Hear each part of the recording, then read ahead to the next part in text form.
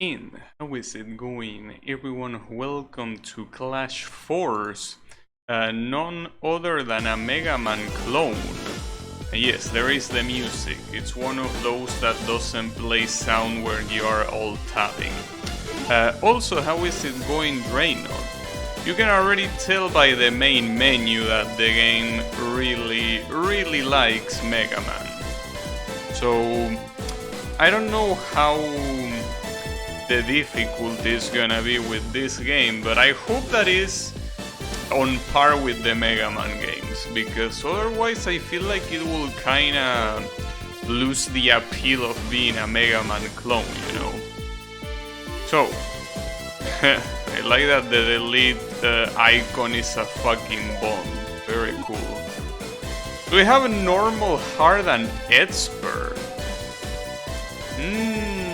I mean, I'm clearly gonna go expert, but that's probably gonna be a bad idea. But then again, how can it be a Mega Man experience if you're not getting destroyed? Might as well go all in. And you also have 3 characters to pick from: Boom, Scorpedo, and Egghead. Alright, those are funny names. I don't know, I like the Scorpion. It looks cool. You just caught up with the project. Oh, wait, what? Oh, this is a stage select. Okay, my bad. I thought it was already there. Wait. Crackman and his evil forces invade. Damn, that's the villain's name, Crackman?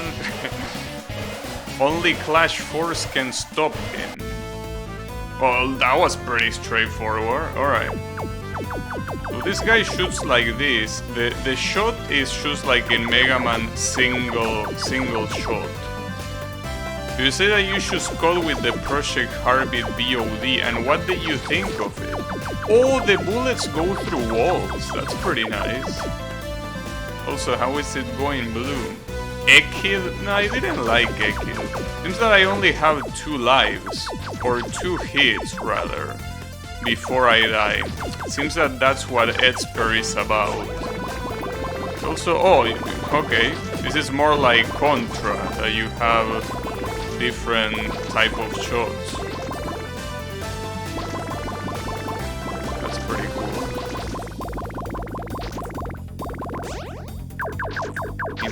Can't believe that it's combining Contra and Mega Man. That's a pretty cool combination. Yeah, sick lore, I agree. As you can see, we cannot make too many mistakes in this difficulty, so you gotta be careful.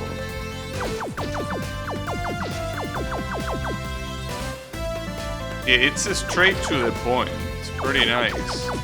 I gotta say that the villain's name so far is the best thing. Crackman.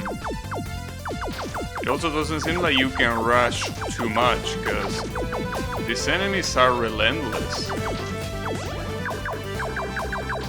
It also seems like the kind of game that if you're a very good masher, you can do a lot of things. I'm not a very good masher though. No, I think I prefer the shotgun, well, or whatever this is called, the 3-way thingy. Has a lot more range. Now the question is, how are the checkpoints gonna be in this game? And more importantly, if there is a life limit. Like, if you can lose all your lives or something like that. Wait, bonus stage? Alright. Wait, I see hearts. What's that? S? S. Yeah. It has the Contra power-ups, which is pretty cool. I think I got a shield. Well, that's what the S is for, bro. So you can get hit once. Well, very straightforward. Oh shit, a totem. Crackman is a real menace, I know. What knows? Well, what knows? Who knows? what someone with a name like that can be doing. When you get hit, you lose your shot. Oh, seems like this is the shotgun. Wait, even though it doesn't reach all across the screen, the range is very generous. Maybe the damage is not that good considering the range it has. I don't know, but seems like a very good option. Also, let me know if the sound is fine. I think it should be fine, but just let me know. No, I don't want that shot type. I like this shot type. But again, I think that the weakness of this shot type is the lack of damage, which doesn't seem like that big of a deal now, because we're just fighting shovers. The real issue will be when we fight a boss, probably. Another bonus stage. I guess getting shields is probably the best thing you can do here. Well, yeah, that's not a shield. Speaking of Trimbio, this I can't believe you uploaded Electrosaturator and not Continue Dream, because it's a harder map, dude. What you want me to do? It's the logical choice. Oh shit, we got some laser. These fishes seems like they are a real problem. I want to see if you can see the amount of lives you have, but I don't think you have lives. Like, it doesn't seem like the concept of lives exists in this game. Well, I mean, the amount of health exists, but not the amount of life. So you can die infinite amount of times. I mean, so far at least. Seems that, I mean, as long as you clear an area, you can keep retrying that area. I mean, what I'm trying to say is that the checkpoints are the areas, and as long as you complete one, you're gonna progress. And it doesn't seem like it matters how many times you die, which is great. It is probably it is like a combination of Mega Man, Contra, and I Wanna Be the Guy. So it will need more spikes for the authentic I Wanna Be the Guy experience. So I think I'm fine without them, you know? I don't think we need the spikes.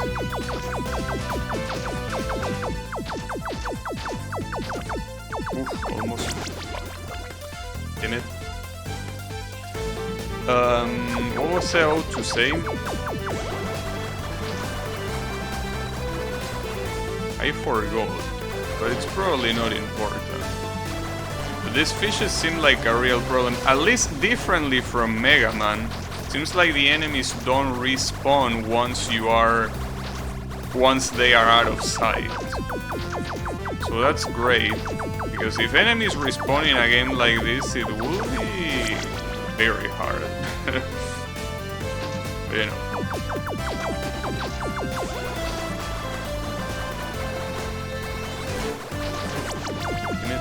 The fishes are a real issue. Yeah, oh, you know that... yeah, I remember what I was about to say. So you know that with this whole PSU thing, I needed to re-slot, well, not re-slot, I mean reinstall the video card because it wasn't properly installing the motherboard, right? So the fucked up thing is that it's now like not floating, that will be wrong, but it's like the only support it has is the motherboard, like the PCI slot. So basically it's not supported by the case at all, which might be a problem, because it's basically pulling all that weight on the motherboard. A friend of mine told me that that shouldn't be an issue, but you know, might not be the best idea. I mean, it's the best I could do. Couldn't do something much better than that. I try my best, and that was my best. Oh. Like the different sounds for the different weapons. This weapon so far seems to be the most damaging one.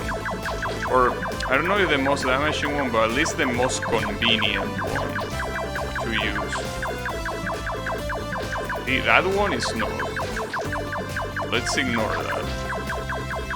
Another thing that just like Mega Man, it seems like this guy doesn't know how to aim vertically. Which shouldn't be a problem so far. Oh, I got an achievement. You can actually see the achievements because I use window capture. Because I don't know why, but for some reason I feel like this is the kind of game that might have trouble with game capture.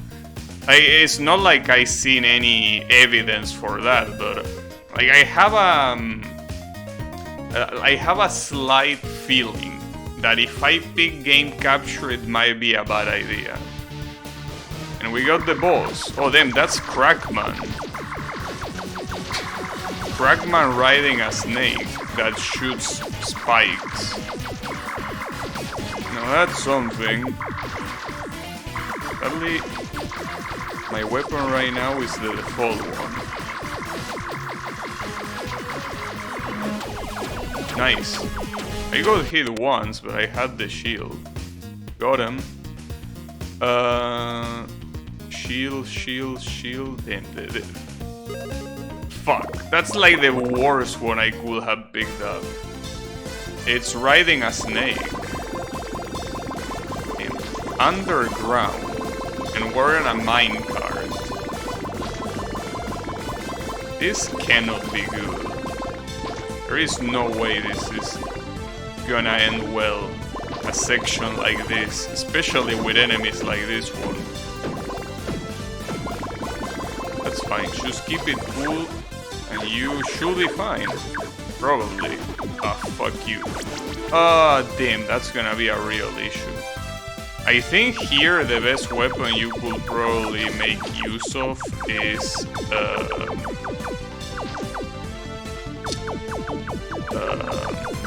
the one that has like 5 shots, like the super shotgun.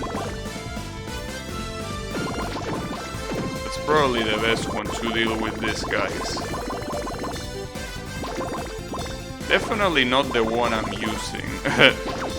Like if there's one weapon that is not useful, it's this one. Well, at least it deals more damage than the default one. I guess that's good enough.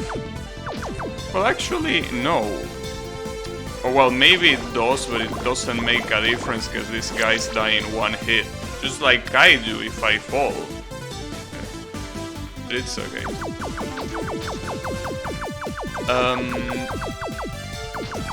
I gotta say that I'm very surprised with how straightforward the game is. Like, this is one of the best things that can happen in a game to me. Like, you just put play and you actually play. Like, every time I see a game that has like an introduction or something before I even get to see the main menu, or there is like some long ass dialogue, or like some weird shit not related to the game at the beginning, it's such a pain in the ass, right? Because it's kind of like, damn, I wasn't expecting this, and I didn't want it, right? But this thing that just goes straight to the point is perfect because it's exactly what I expect from the game, you know?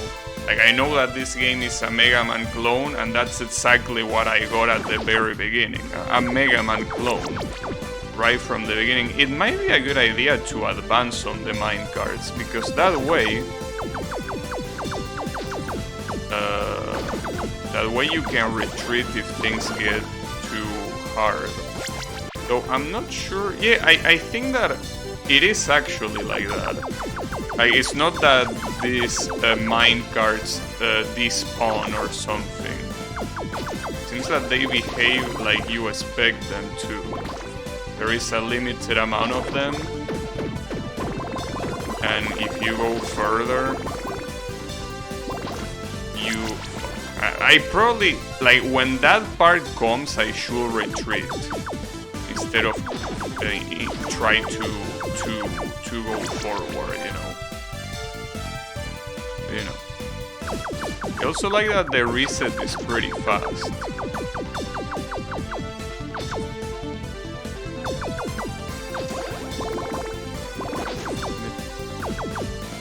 Also, I wonder if there is a difference between the characters. I don't think there is, because this guy seems pretty standard, even though he's not the first character you pick. So maybe they are the same, which is great, because I mean, having characters that do different things is nice, but at the same time, you don't know that before you play, so maybe you pick a character you wouldn't have picked if you had knew otherwise. Alright. I can retreat a lot more now. I have some... Fuck. Well, I shouldn't call these minecarts. These are wagons, right? Well, I don't know. How will you call this? Are these wagons? Are these minecarts? What's the name to describe these things? Well, then again, these are very basic as platforms. So I'm pretty sure you could name them anything. I mean, you could name them platforms with a wheel.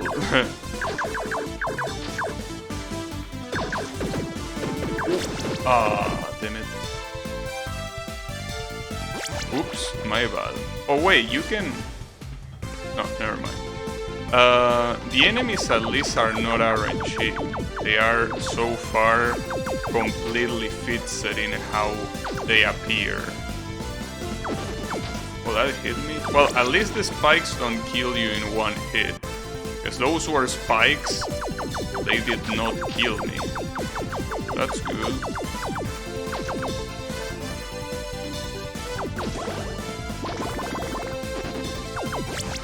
Which I should use to my advantage. Oops. Because I'm not using it to my advantage. I'm not memorizing. I should.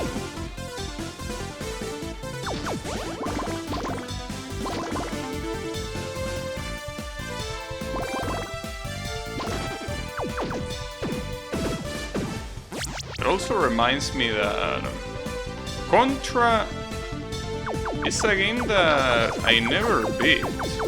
Well, I guess that's something that... It's a game that most people probably didn't beat.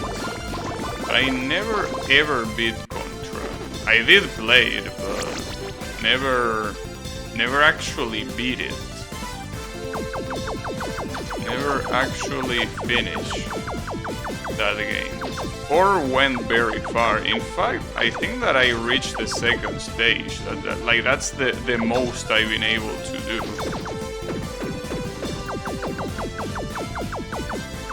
Again, I am pretty sure that's the experience of most people, but probably should try one day.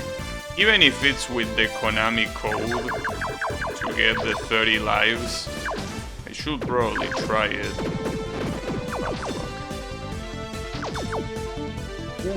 Oh, that was the end, damn it.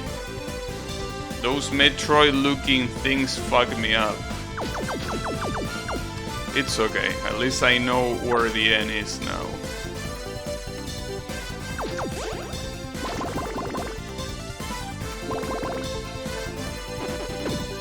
Can you choose outrun all of them? Well, that's probably not a good idea since a lot of them come from above. But you can actually do that if you want. It probably, as I say, not the smartest idea.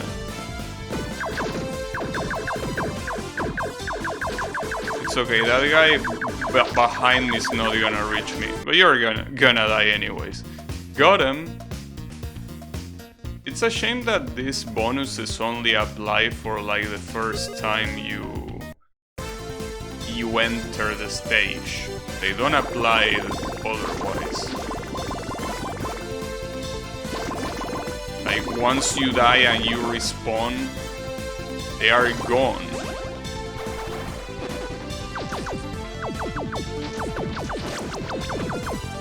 Huh, that's interesting. When you die, you can keep shooting, and you can actually hear the shooting sound. Pretty funny.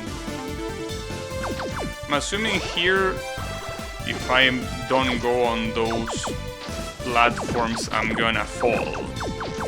Even though the thing they are riding kinda looks like a platform. Also, it seems like this level is getting darker, right? Or am I getting blind? No, it seems that the more you move on with this level, the darker it gets, right? Like it's not just my eyes playing tricks on me, right? It is getting darker. It's definitely getting darker. That's probably gonna be an issue. It is. My eyes aren't lying to me. This is definitely getting darker.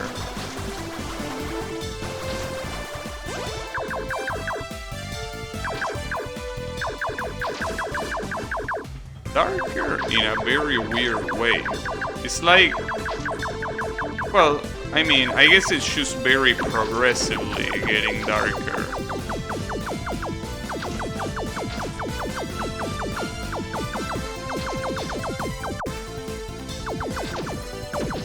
Ah, damn it. Here comes the creepypasta. And creepypastas. What an interesting thing. Anti-piracy screen coming? Well, that shouldn't be a problem. I bought this game legally. So that shouldn't be an issue.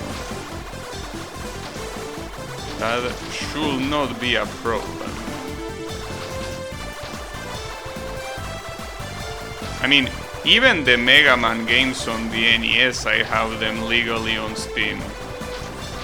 So, if anything, Steam DRM check failed. They should blame Steam for that. Not the poor... Oh, and those turrets shoot very fast.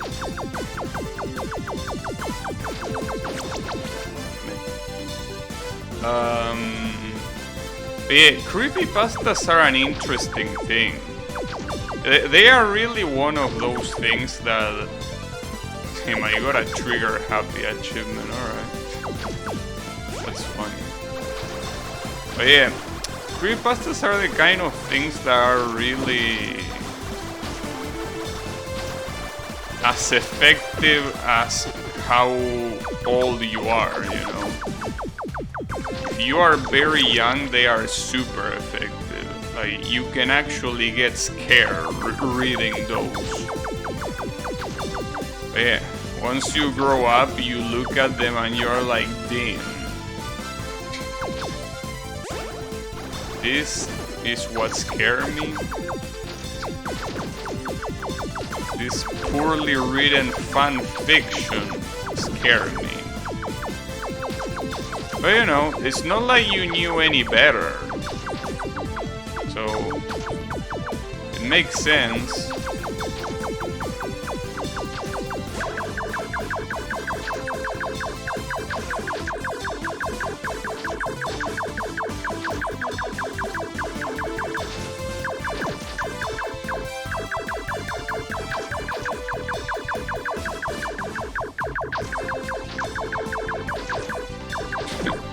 I'm killing enemies that are not even appearing on the screen yet.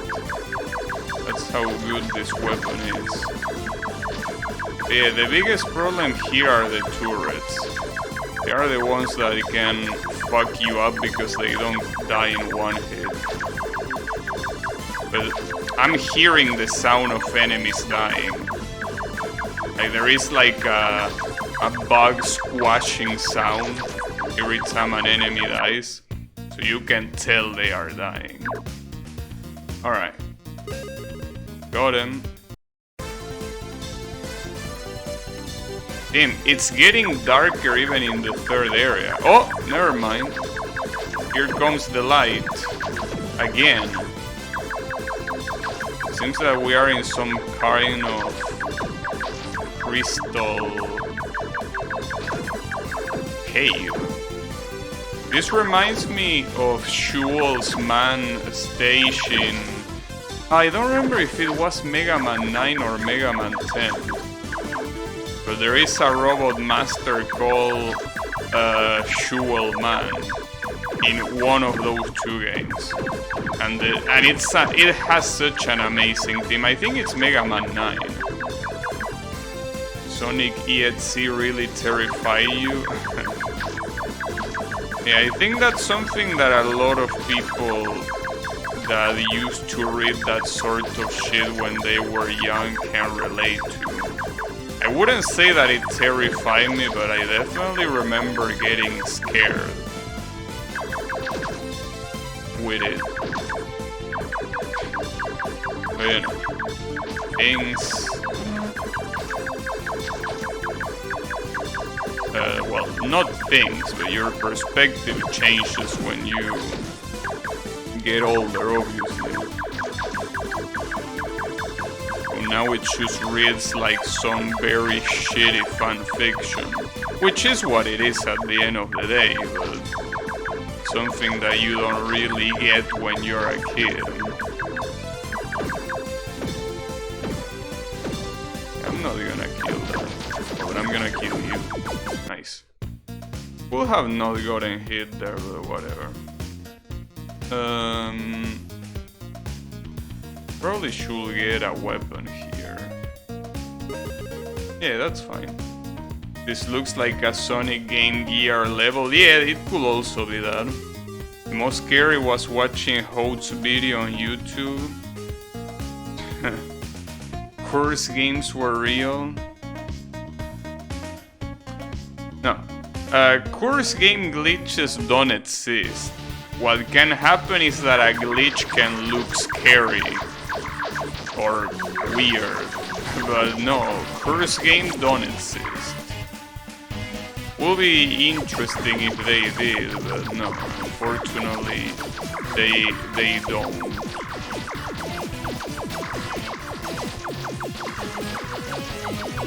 Oh, the wall is moving forward, I just realized. The wall of spikes, that is. Ah, damn it. This is quite challenging. It's a shame that I lost the weapon, because it seems very useful here.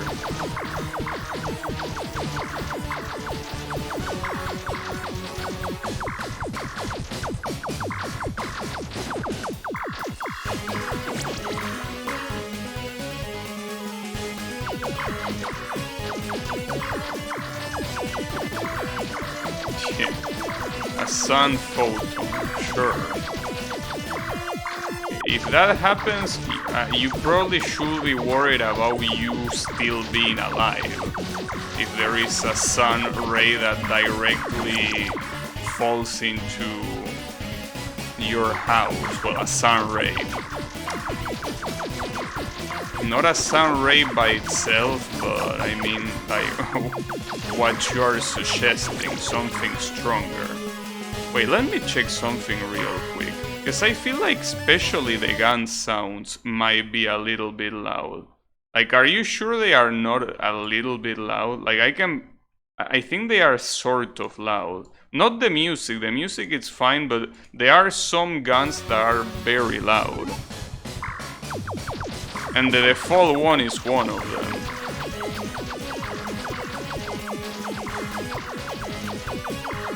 Well, the three-way shotgun is also another one of them that is quite loud. But it depends on the weapon. Some other weapons are quite silent.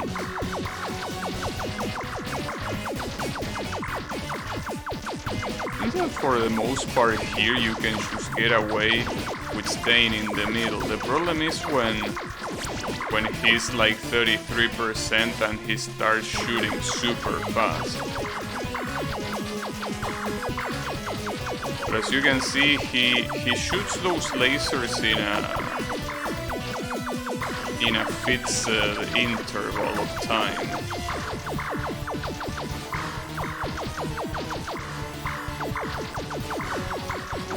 A shame that you cannot crouch.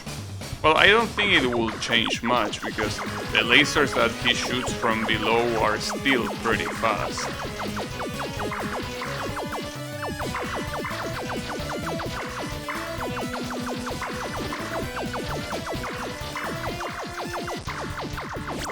Damn it. I really should have took the opportunity when I had the good gun.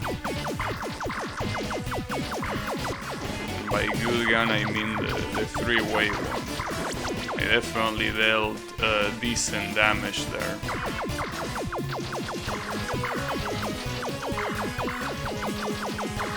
So another interesting thing about this game is that the boss is the evil doctor himself, a Mr. Crackman. Like, he doesn't have robot masters to do the dirty work, he does it himself. But I guess you could say that he has the army of shovers in the stages, but I mean, when it comes to an actual fight, he comes himself. So another thing that you probably realize by now is that the boss is getting closer the more you shoot at him. I don't think that's time-based at all. At the same time, it seems that you can stay like on the border of this platform and you're not gonna get shot.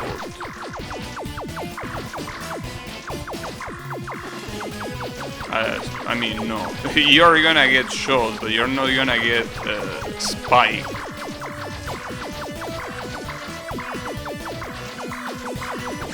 The problem is that it seems that, well, I'm not sure, but I think that when he starts shooting like 3 shots at a time, I think he does it randomly, right?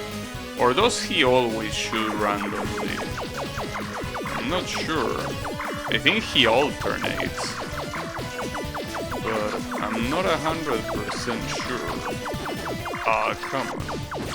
It also seems like the speed of some of the bullets might be slower than others. No, I think that's my imagination. That doesn't seem to be the case. No, that's definitely my imagination.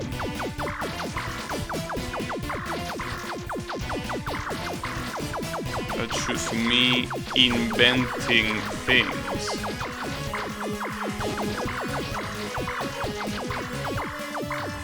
I wasn't expecting the shot to be that high. Well, regardless of if he alternates or not, it seems that it's still pretty hard to react to where he's gonna shoot.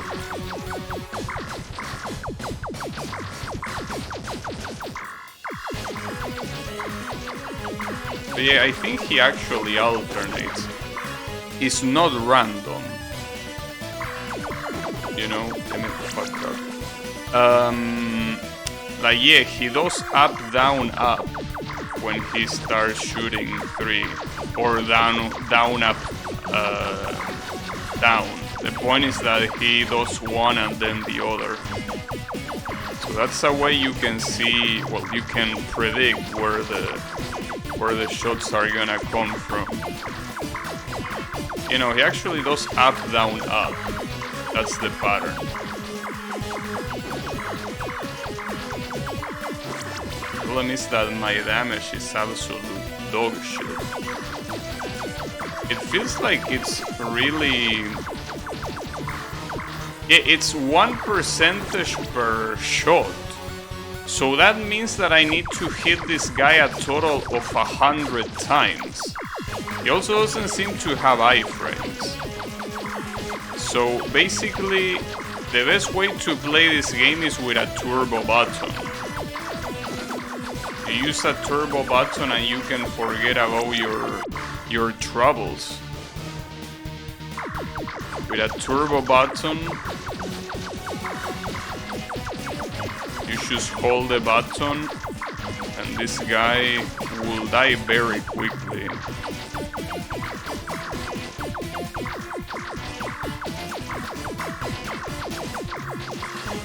Obviously that will be cheating. Choi to key call. I mean, I could do it, but no, that will be cheating.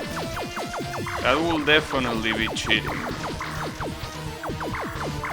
I mean, besides, well, so far at least, the boss is quite reasonable. Like, it's not something that is otherworldly difficult, like in a lot of I wanna be the guy fan games, you know. I think that it should be fine for now. But this boss does get pretty hard when he starts shooting 3 bullets in a row. But there is no randomness to it. Like, there is no RNG involved in this fight. So because of that, there is no excuse. You don't consider it cheating? Well, I mean, yeah. That's what some people say when they fuck the neighbor. But, you know, I don't think that it's something that applies. No, I wasn't cheating, bro.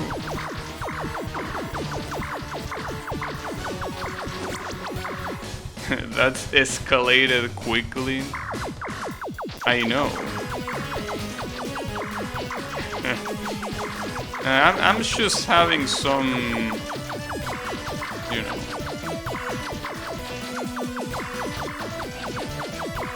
just getting used to the neighborhood.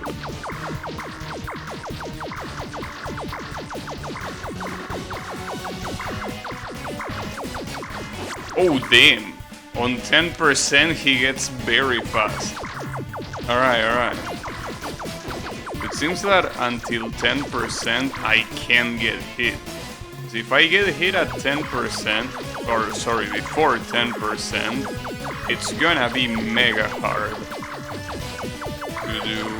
to do anything. It really will be.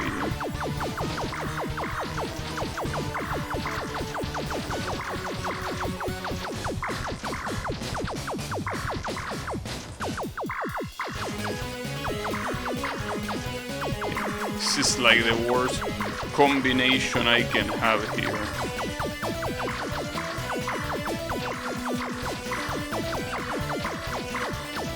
I shouldn't have jumped there. I fucked up. Why is your gun so weak? Well, first of all, I'm playing on expert difficulty. Second, it's the default gun. So it is supposed to be weak, you know. The most interesting thing is that one shot equals 1%. That's pretty amusing, I gotta say.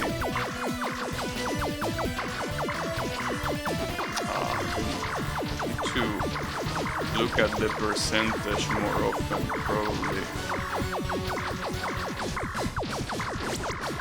I thought that was gonna go over me. Fuck.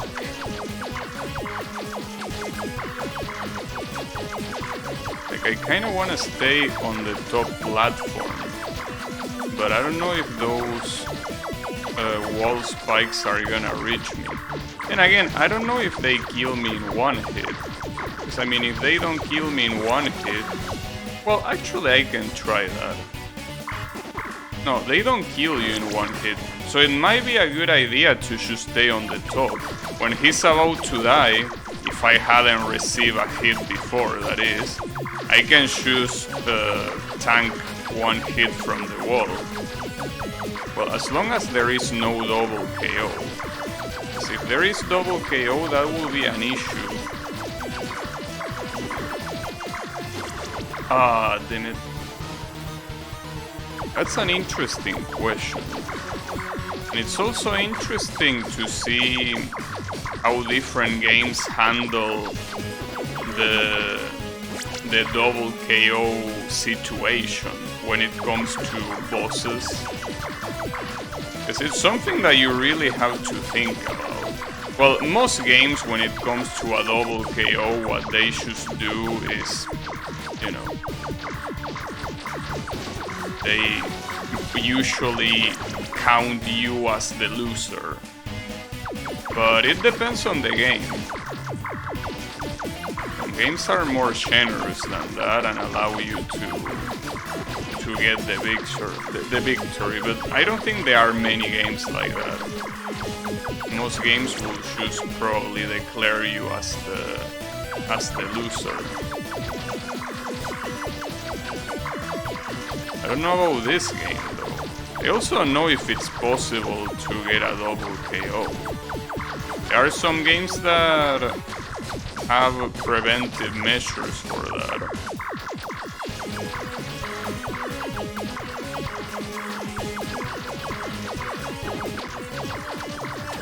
Nice. Got him. Whew. That was an intense fight. But we got him. And also got a shield. So we're going into a fortress. Wait, this doesn't look like a fortress. This could look like many things, but not a fortress. At least not to me. Well, maybe it doesn't look yet like a fortress. Oh, that's gonna be a problem. We have turrets that we cannot kill. That is an issue. Turrets that we cannot possibly kill. Well, here you're just supposed to run. Well, as long as no other enemies appear, it should be fine. Well, no other enemies that require you to do specific movements. Because, I mean, enemies are gonna appear for sure.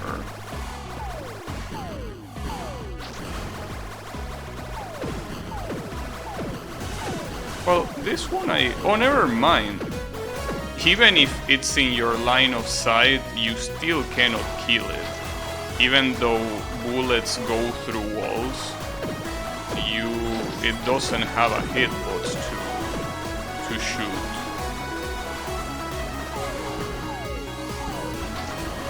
Close.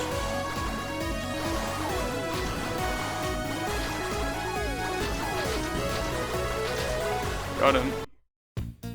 Also, it's interesting that you mention, by you I mean you, Blue, you mention Game Gear. There are some Game Gear games that I kinda want to play, but the problem is that I don't know what emulator I'm supposed to use. Because nobody really gives a shit about the Game Gear. That's the biggest problem. You know? Oh, the lava kills you in one hit.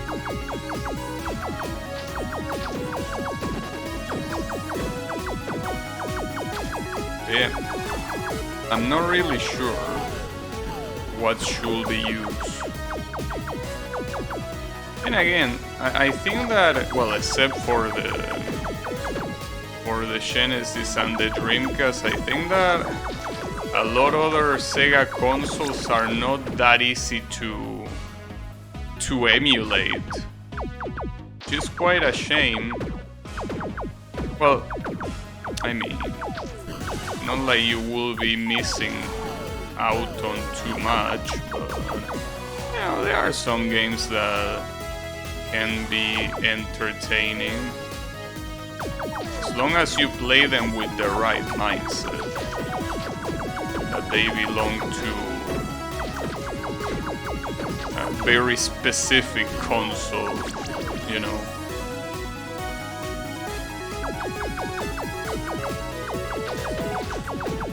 It is true that some of the sprites in this game give you the feeling that you're playing a Game Gear game. though this looks prettier than the Game Gear.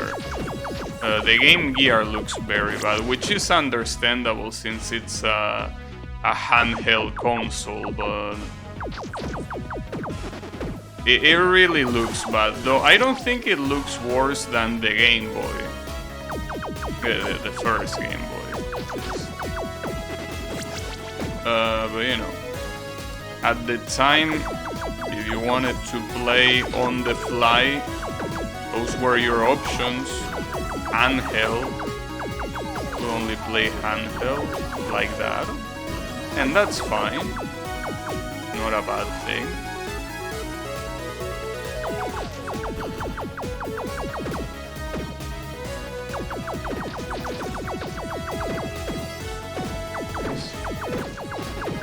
Damn it, these turrets are a problem. These turrets truly are an issue. I hope that there are not gonna be new enemies that also do that shoot you without any chance for you to shoot back. So there's probably gonna be enemies like that. Wouldn't be surprised, but will be an issue.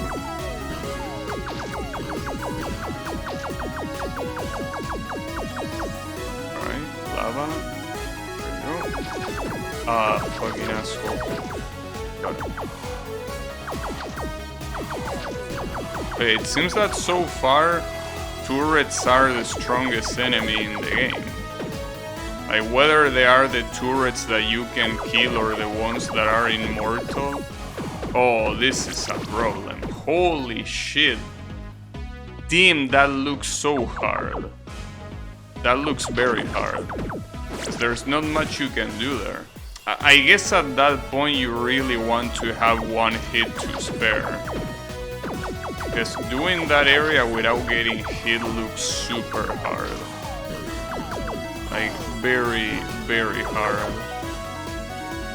Mostly because you're supposed to be fast, but at the same time, you gotta coordinate with the lava.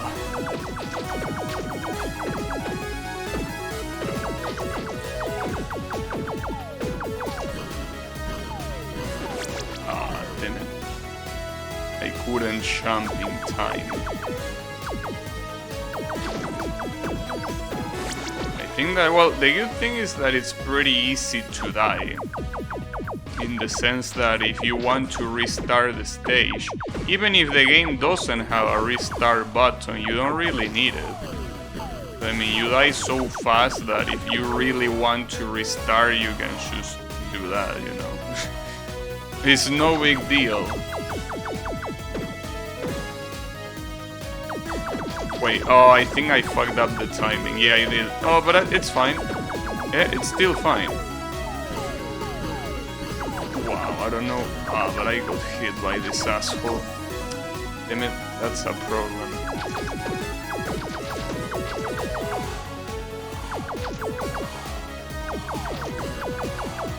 Alright.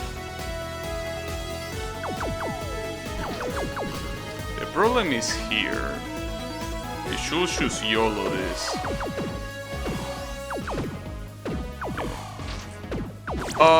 These Metroid assholes, god damn it. I probably shouldn't call them Metroids, because they don't really look like well, I guess you could say that look like living organisms, but they mostly look like robots. And for what I understand, Metroid is not a robot. Not like I know about Metroid lore, but I'm pretty sure it's not supposed to be a robot, of all things.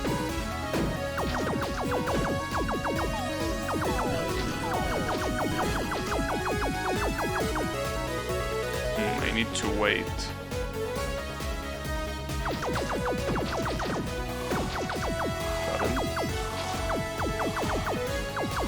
Another thing that I realize is that this stage doesn't seem to have any special weapon.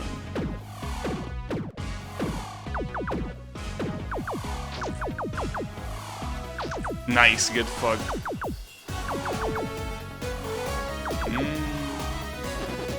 Wow. That would have been pretty sad if I didn't have one hit to spare. That would have been quite an issue.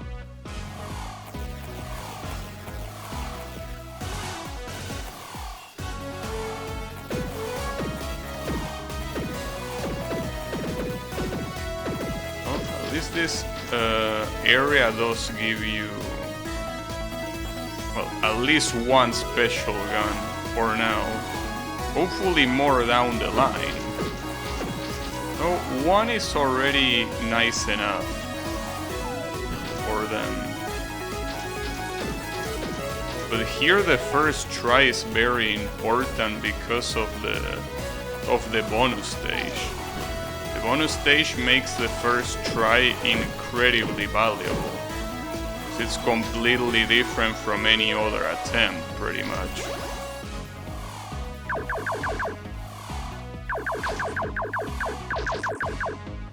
The fact that you can use a special gun or a shield is super valuable.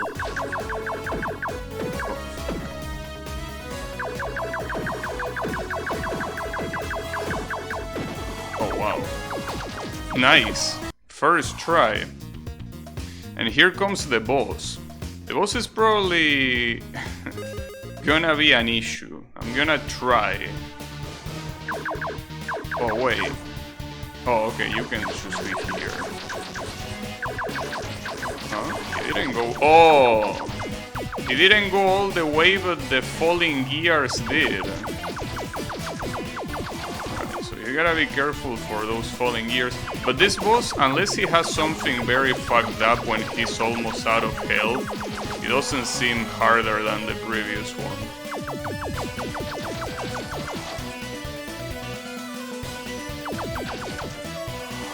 Shame that I lost my weapon so early. But it's okay, this boss really doesn't seem like a problem. Seems that he cannot even reach me on the side, even if he wanted to. Like, because he stops right as he's about to reach me for some weird reason. It's like he's being merciful, like he's having second thoughts about killing me. Now that's very generous of you, Crackman.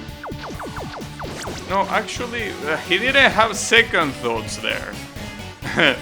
Damn it, I thought we were friends, Crackman, what happened? It seems that he might have second thoughts on the first phases. Oh, I think it's because he bounces off of the wall. He bounces off the wall. And that's what makes him retreat. It's not that he's consciously retreating. It's just kinda like bouncing around like a moron. It is definitely an easier boss fight than the previous one, that's for sure. I want to see what he has at 10% though. Nothing out of the ordinary. Alright. Yeah, it was definitely easier than the second stage boss. Got him. Desert? Wait, why did we go from a desert, from a fortress to a desert? Normally you will think that the fortress will be like, you know,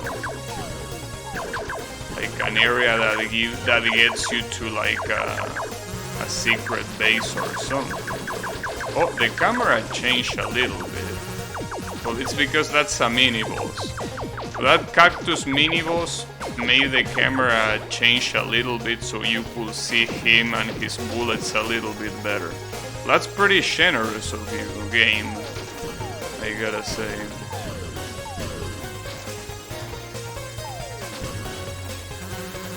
Oh, another one. Got him.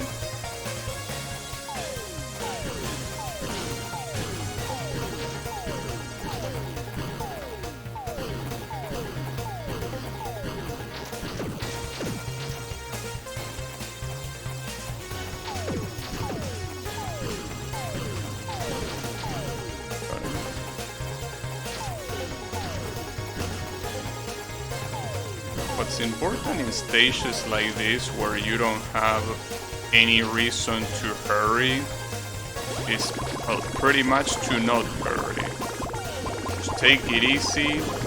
But I'm sure that in lower difficulties you can go crazy and you're not gonna get very penalized for it. In this difficulty, you really want to be careful.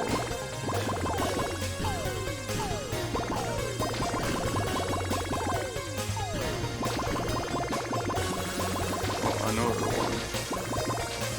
It seems that right here he really can't shoot me too much. He doesn't have the right angle to hit me. Got him. Alright. Let me get one of those. Yeah, nice. That's what I'm gonna go for. That gun really seems like the best. So it really depends on the stages. Ooh, it seems that we're gonna have some risky platforming in this stage. Maybe. Wait, wasn't this supposed to be a desert? Those cactus look artificial. Are we in like an on an artificial desert? That would be an interesting concept. Like, imagine building a whole desert artificially. Imagine the amount of resources that you will waste just to build a desert. I mean, I don't know why anyone would want to build a desert in the first place, but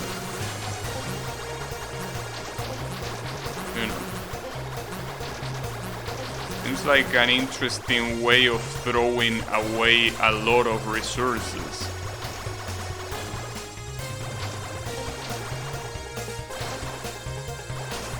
Hey, you never know. Maybe there is a millionaire that always wanted to own his own desert. Maybe the only way he can do it is by building his own.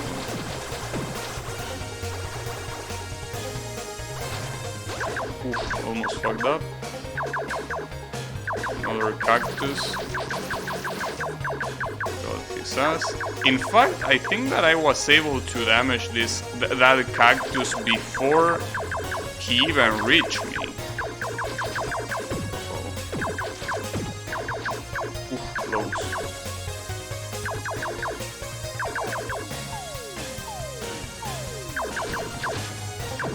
Fuck. Got him. Nice. I'm first trying a lot of these stages. That's the thing. The first try is definitely the best try. Oh, since I already had that gun, I should have gone for a shield. That was my bad. I didn't think about it twice. But yeah, I should have gone for the shield. Oh no, fishes. Well, fishes so far are the hardest enemy in this game. I don't think there's been any other non-boss enemy that is harder than those damn fishes. Well, I mean, sure, they are the turrets, but I think the fishes might be even worse. They are hard to hit, the bullet comes out of nowhere, and it's aimed at you. Oh, someone is doing a... Someone is making noise on the street. Interesting. Wonder what they are celebrating / complaining about. You never know. It could be anything.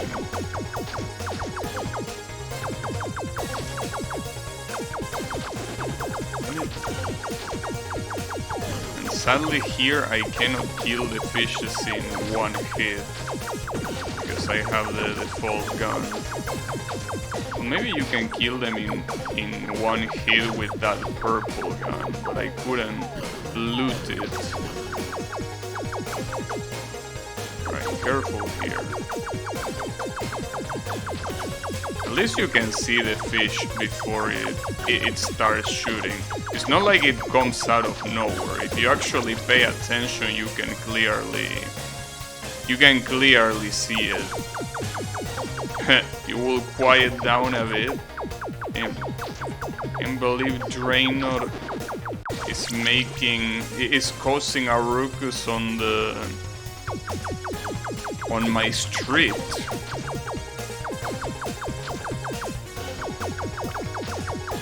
But, you know, people here sometimes, you know, they make noise for the weirdest shit. Because, you know, back when I live in the city, if you heard someone making noise, it was most likely because they were bitching about something, right? It doesn't matter what. Like, anything was a good reason to start bitching. But here it's different. Most of the time that people make noise here is to celebrate. And the reasons for celebrating are very different. It could be that someone is getting married. It could be that a football team won something. It could be that someone got graduated. We got drunks being loud and a baby that cries on the daily and is hearable from a street away, and also a lot of neighborhood dogs. Damn.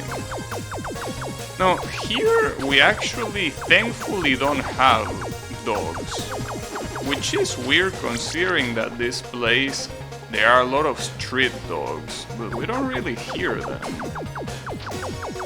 That's weird, but I'm glad that's not the case.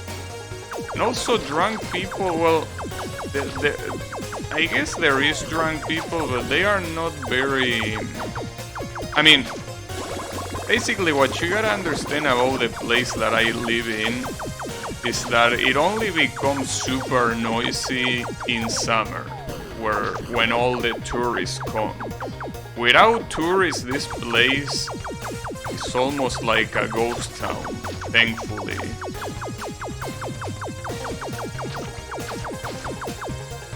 Well, unfortunately, tourism season is coming. So, peace is about to end.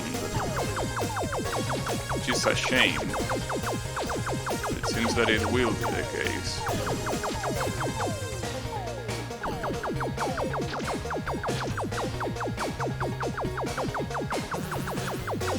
Oh, okay. Interesting.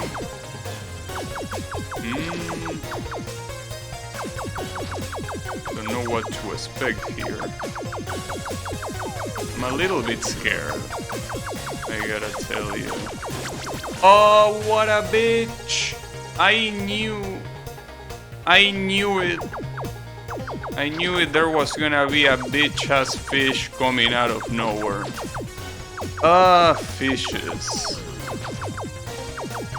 Unbelievable. So, this turret is the only thing that is hitting me. And that's because it's very hard to not get hit by that turret. Because it's in a place that you cannot really shoot it from anywhere aside from right next to it. Your area is kinda shit. Well, whenever you see the opportunity, you can always consider moving out of there. You know that moving is hard, and I'm not gonna pretend that it's easy, but if it's an option, you might want to consider it.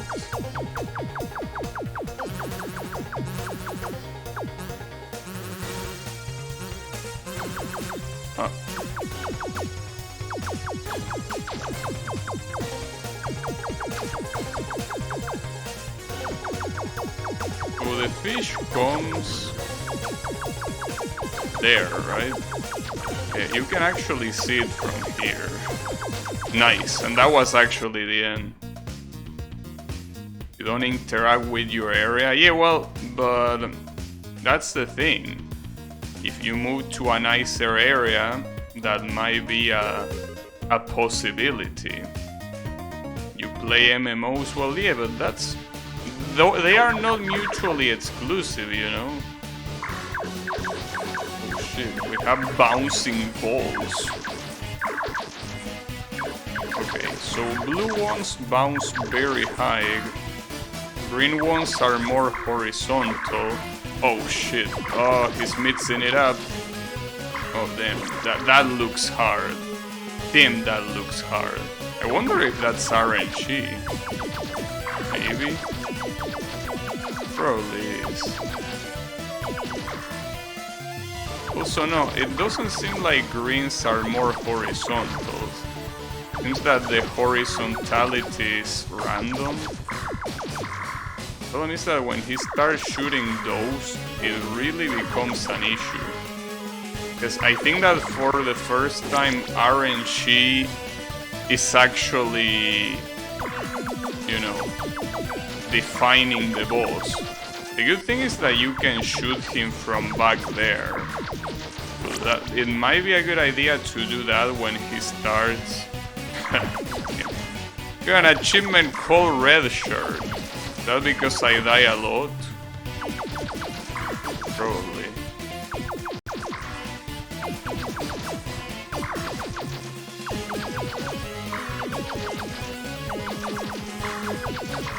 Go here.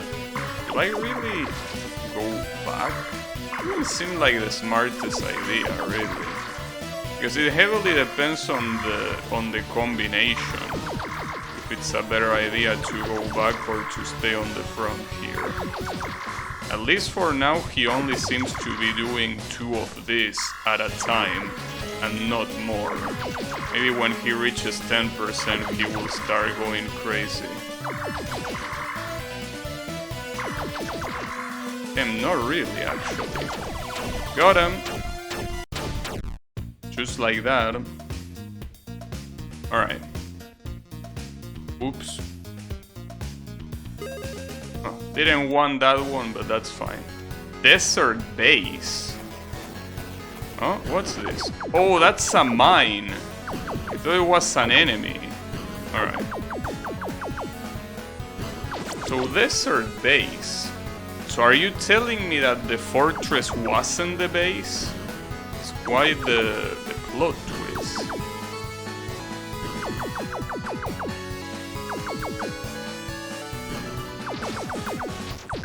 Ah, damn it. That's a lot of enemies.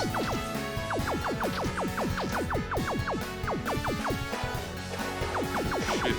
Also cannot hit this.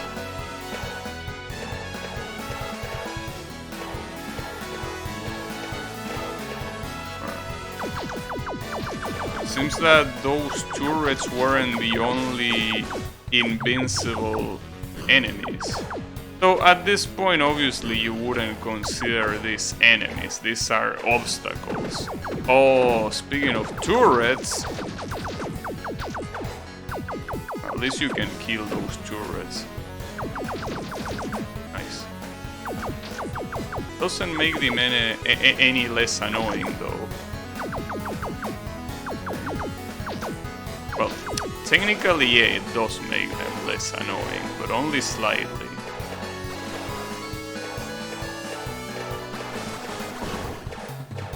Oh, I didn't know where to move there. I guess I didn't have that much of a choice anyways.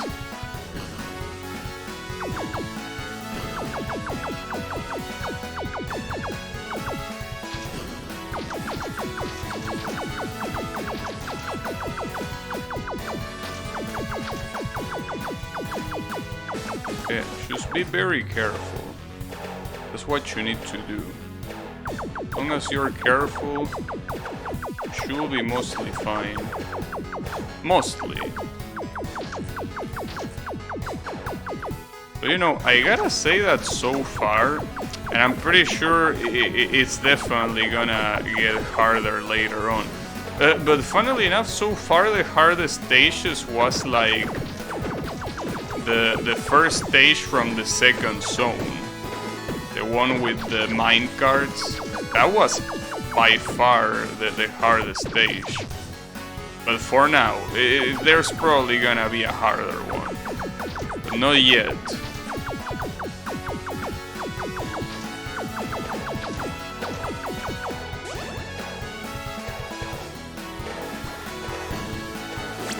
Okay, so you cannot do that. I die in the exact same way. There is no RNG involved in that, it seems, because the lasers shoot at the same location every time. So you can't stand where I was standing there. That's gonna be hard to do. Maybe.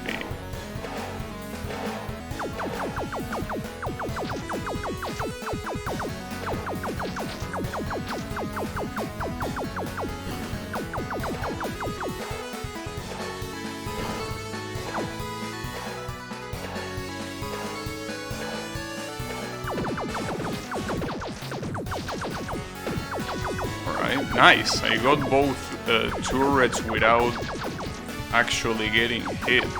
Can't believe it. Oh, that reminds me, Draynoth. Have you finished Sonic Adventure or have you not returned to it?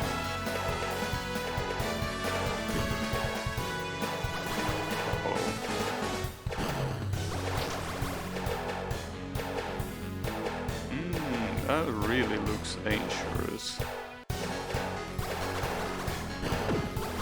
Oh, fucking turret. Okay, don't go. You beat Sonic's story and you're getting all the emblems now? Nice. When you say all emblems, you mean all the emblems from... Wait, give me a second. Oh, I didn't know those things could look back. I thought they could only shoot forwards. Well, forwards, downwards, but I mean, I didn't thought they could just turn around. But yeah, are you talking about the emblems of the Sonic story? Because those are pretty much the most fun emblems to get. They are the speedrunning emblems. Well, I think that the first emblem, or rather the second emblem, you get it by collecting 50 rings before the stage ends. And I think it's the last one, the one that is the speedrunning one. Which is pretty fun to do, by the way. That's something that I really like about Sonic Adventure, and I'm very sad that no other Sonic game was able to replicate it. How well it feels to play as Sonic in the Sonic stages, like how well it feels to go fast. Which, as you will expect, is something that is very important in a Sonic game. And Sonic Adventure 1, with basically the quote-unquote infinite spin dashes, I think that it did that perfectly. Like the spin dashes, the fact that you can spam them over and over again, makes it so fun to play Sonic levels as Sonic. It's a shame that the other emblems are not that engaging. It's not like they are super bad, but the other emblems are not that nice to get. So they are a good replay value if you really like a character in there and you can play more with them, but I think Sonic emblems are the best.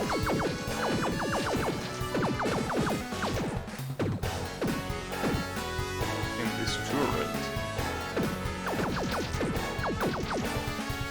There's quite a few bad levels, but going for the speedrun ones can be needing some of them.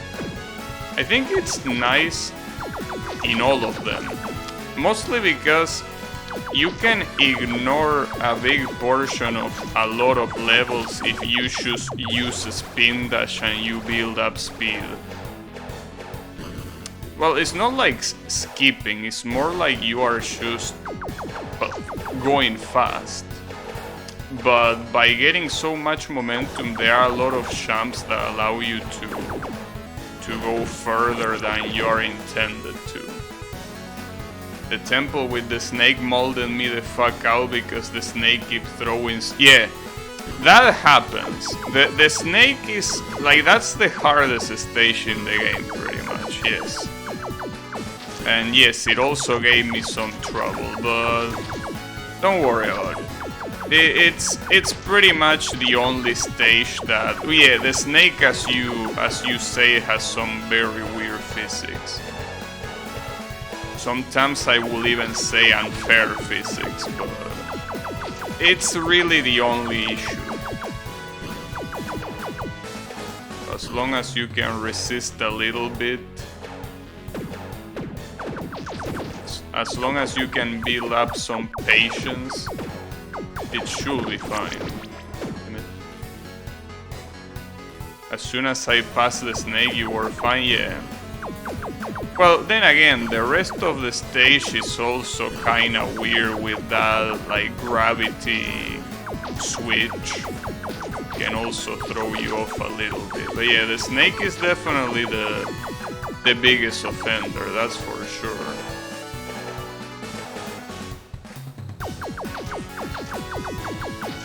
The snake is quite a big offender.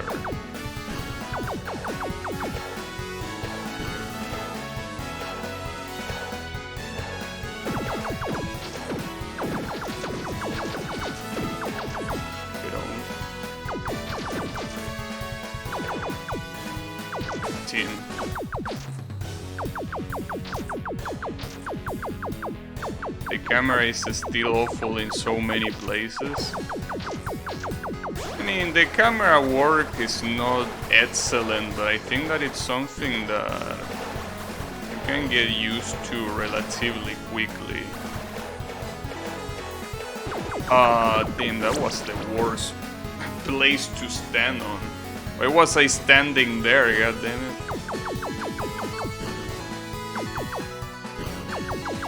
But yeah, I think that all in all, I wonder, are you interested in doing Chao Garden? Because that will be, that's an interesting experience, you know.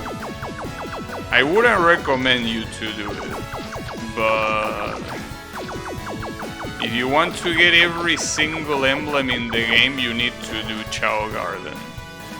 You want to get all the achievements. But I'm pretty sure that the game doesn't have Steam achievements, right? Or you mean everything the game has to offer? Oh, all emblems is an achievement.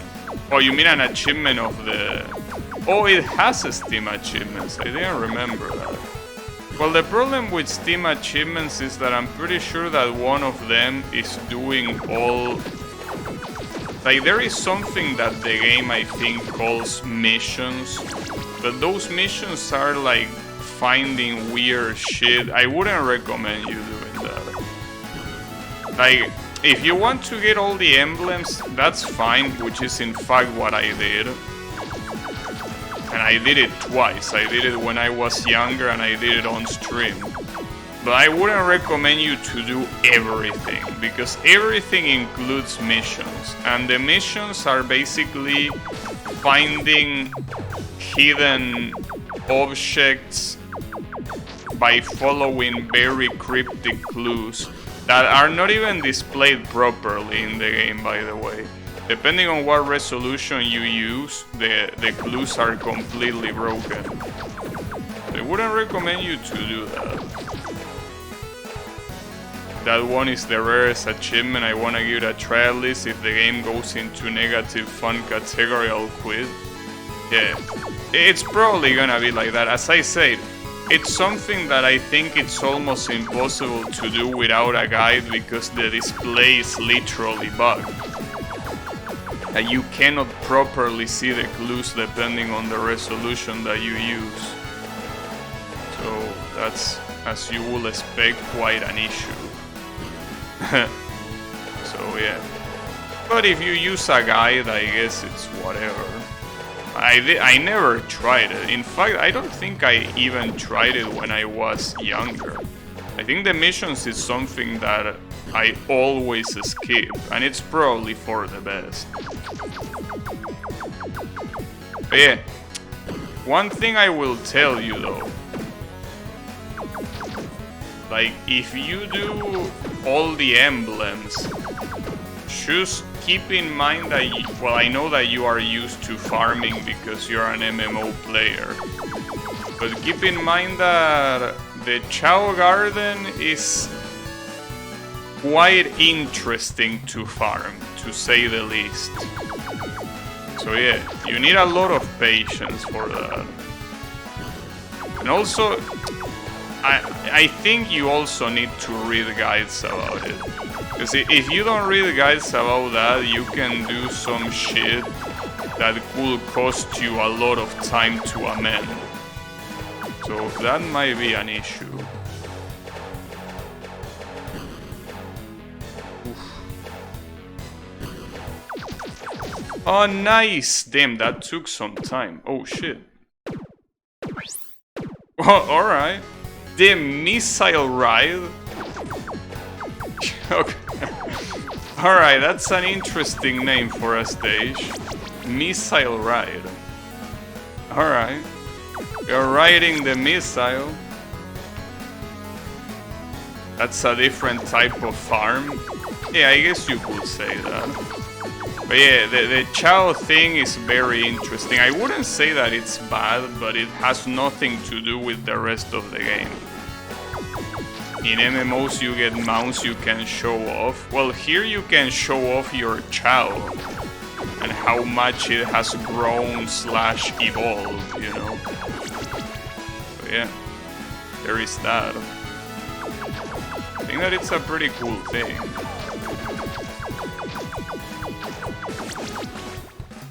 But yeah, it takes its time. So at the end of the day, to me the reward from getting all emblems is very worth it. You unlock a character by doing that. It's a character that has nothing to do with the story, and it doesn't even have a story. And, you know, well, I probably shouldn't keep saying, cause, yeah, maybe it might be better as a surprise. But yeah. Oh, you seen it? Oh, okay. Well, there is pretty much nothing special about it. But people like me that are fans of Metal Sonic, to me that's something that's very valuable. Metal Sonic is such a cool character, and it's so underutilized by Sega. You don't really care about spoilers for the first game, you look forward to the sequel. I personally didn't like the sequel. I didn't like it the first time I played it. In fact, the first time I played, I didn't even finish it. Because I dislike it so much that I wouldn't keep playing it. And when I played on stream, I also didn't like it. I finished it because I was streaming. If I wasn't streaming, I probably wouldn't finish it either. But yeah, to me, Sonic Adventure 2 is one of those games that, hey, I don't want to use this word. I don't like using it. But I feel like it's one of those games that I can say it's very overrated. I'm not gonna say it though. Yeah, I know that I already said it, but no, that was an alternate universe me, the one that uses that word. But no, it's a game that I think it gets a lot of nostalgia shit going on for it. The game itself is not very good. Yeah, the old word, I know, I'm sorry. Yeah. No, I don't like using that word, but if I was an old word user, I will use it there, for sure. I will definitely use it for that game. And, you know, that's the thing. You could say, well, that's because you didn't play it when you were younger. But I did, and when I was younger, I thought it was as trash as I think it is now. You know? So that's the thing about Sonic Adventure 2. I use the old word all the time. Yeah, I mean, most people use the old word. But just because they use it doesn't mean it's fine, you know? Or rather, doesn't mean I like it.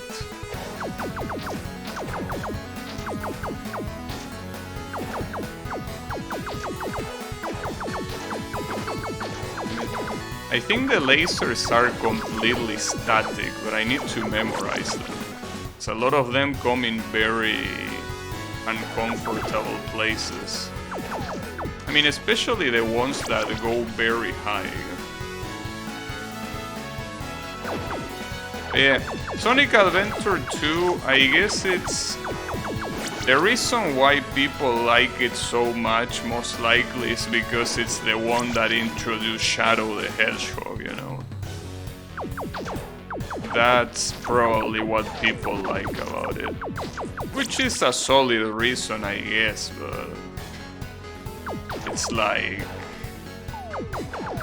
I don't know how so many people... No, I know how so many people like Shadow as a character, but I feel like it's the kind of thing that, you know... Like, I could understand liking Shadow when you're a teenager, right? Like, damn, he's so edgy, how cool, right? And he has a cool design as well. But like... The writing of the character is so edgy. Like the kind of character that most people, that you will think that most people will grow out of when you're not a teenager anymore. But that doesn't seem to be the case. I'm not saying that you need to grow out of it. It's not like it should only be appealing to teenagers, but I just personally don't see, outside of how cool the visual design looks as a character, I don't know how people can like it without being teenagers, that is. He has a gun. Well, but that's the thing, he has a gun in the game Shadow the Hedgehog. That's the game that gives him a gun. And that game... I wouldn't say that it's a bad game, but it's a game that has bad decisions. Bad design decisions. I wouldn't call it a bad game at all, but it really has some very questionable choices. The guns are the least of your problems. That game is something, yeah. It's something. I personally would say that if that was a game that allowed you getting the true ending by just playing it once, that game could be like a very good game. At least to me. There are some areas that I enjoyed a lot of areas that look very good, that, you know, that have very nice music, have a very nice design in general. But the problem is that you're forced to play in the whole game. And by whole game I mean beating the game 10 times with repeating levels. You know, that's the issue with that game. If that wasn't the case, I could tell you that I could consider that game not a masterpiece, I think that will be exaggerating, but definitely a timeless classic. But yeah, unfortunately the fact that you have to beat it 10 times to get to the true last boss is stupid.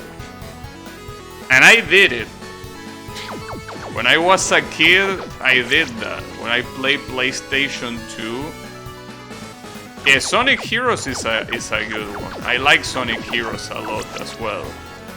I will say that it's pretty much my favorite 3D Sonic game. More than Sonic Adventure even. It really is a game that I like a lot. A lot of people criticize it because you need to beat it 4 times, but it's not like the levels are 100% the same.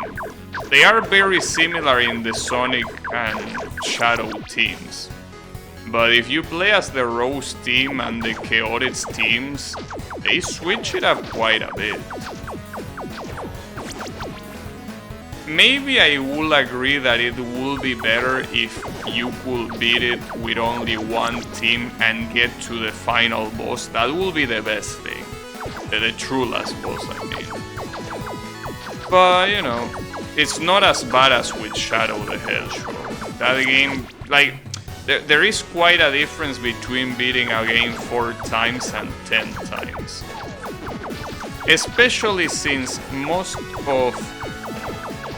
I mean, with the exception of Chaotix team, all the teams, you're pretty much intended to go forward. You know? Oh shit. Damn, I thought that... Damn it. I thought that those...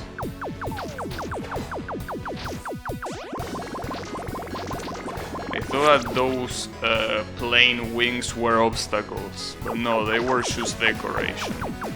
I like how this kinda pays homage to Sonic 2. Speaking of Sonic, this one reminds you on Sonic 2 when Tails makes you approach the Sky Fortress. And Sonic 2 is such a good game. Sonic 2 really is a good game. It's hard. Well, it's not really hard.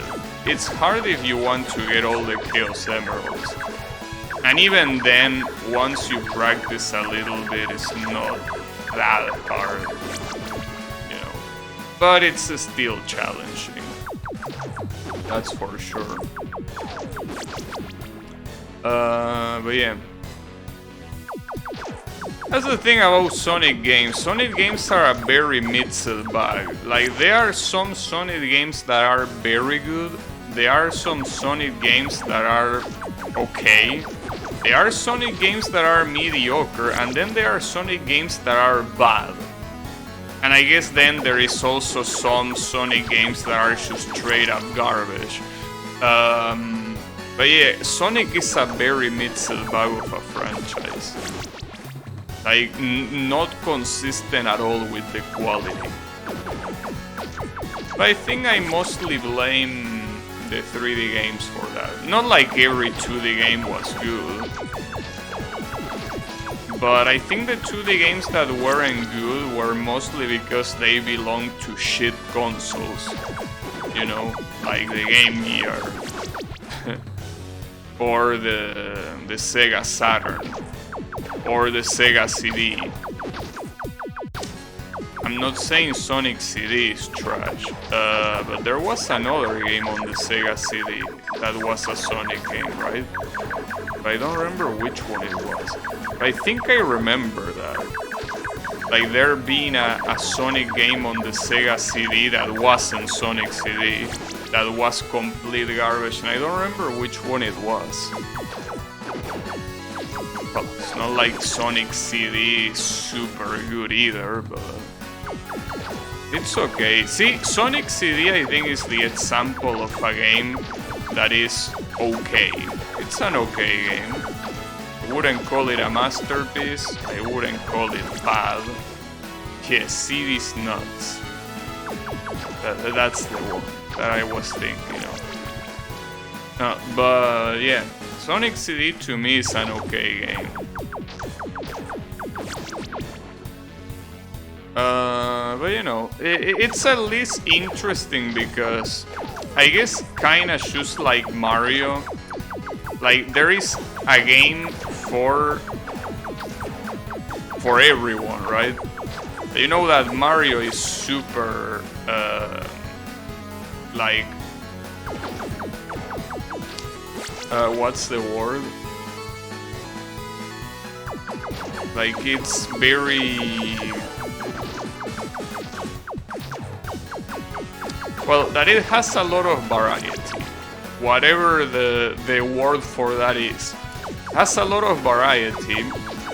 And basically, depending on what kind of game you like, you are most likely gonna have one game in the franchise that you will like. Sometimes maybe even more than one. Right, like for example, if you don't like platforming games, you can still like Paper Mario, for example. And with Sonic, you could like something like... well, it's a Sonic game, though it doesn't have Sonic in the name, but it's a Sonic game. Robotnik's Mean Bean Machine. That's a Sonic game. And it's not a platforming game. You could like that.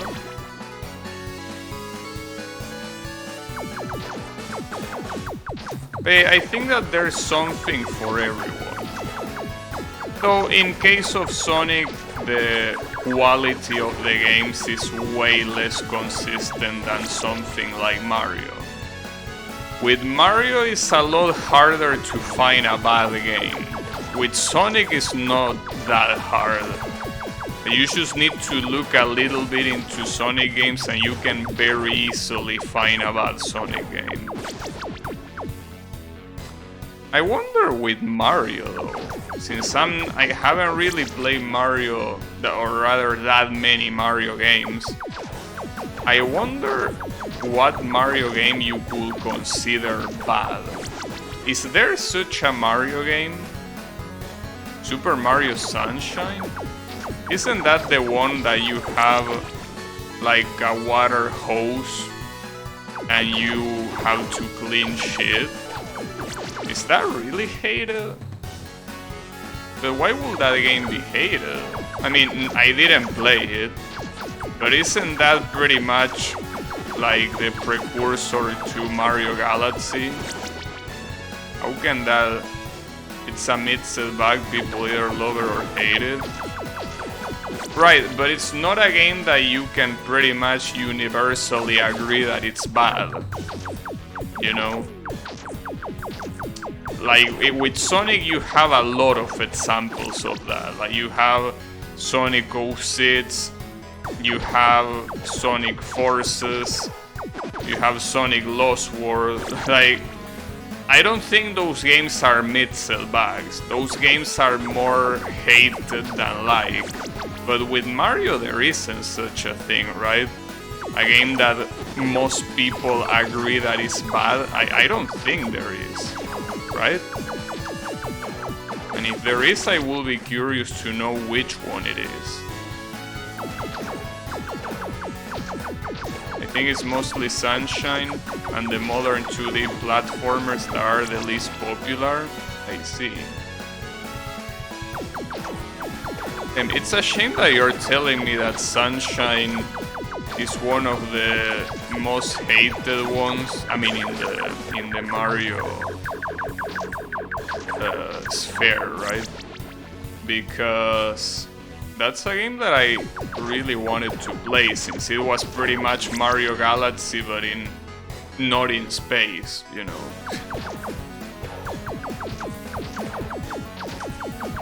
Well, I guess that will go against the main gimmick of Mario Galaxy, but you get my point.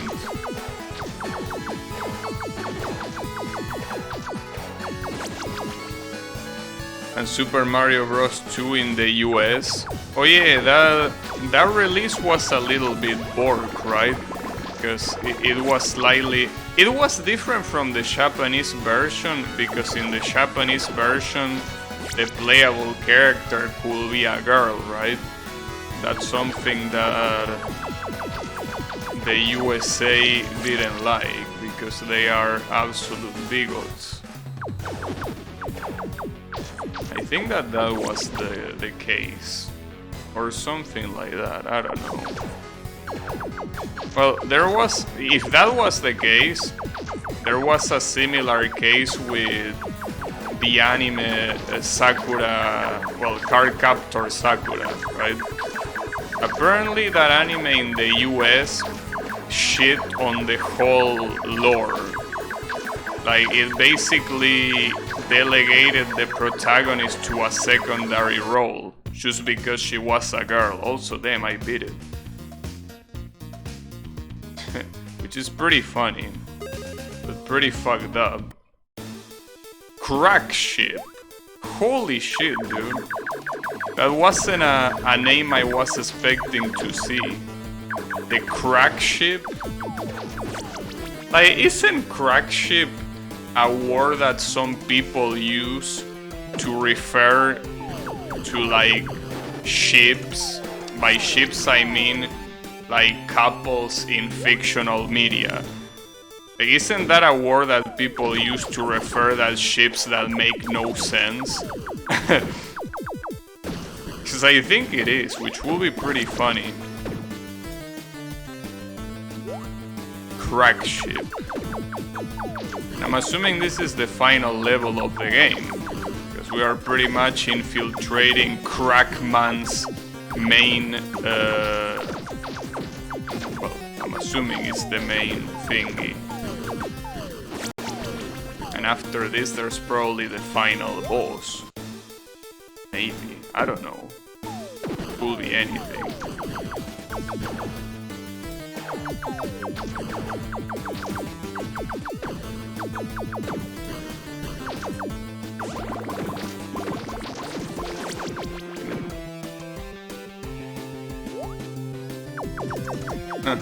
That's another thing, well, now that I mentioned that I find pretty funny. How people still ship fictional characters with each other. Like, because that's something that, well, just like Shadow the Hedgehog, right? Like, that's something that I can see a teenager doing. Because, you know, they are discovering new concepts and, you know, they are, you know, entering like a new phase. But there is a lot of grown-ass people that like doing that. And it surprises me. Well, one of my viewers does that, Blue. I don't know if you're there, Blue, but you're a stoner. We're doing ships. But it's okay, I don't mind.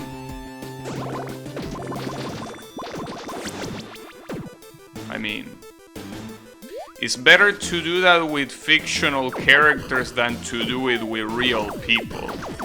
So you know that there are people out there that do that with real people, usually celebrities, you know? That's not really the best thing you can do, at all.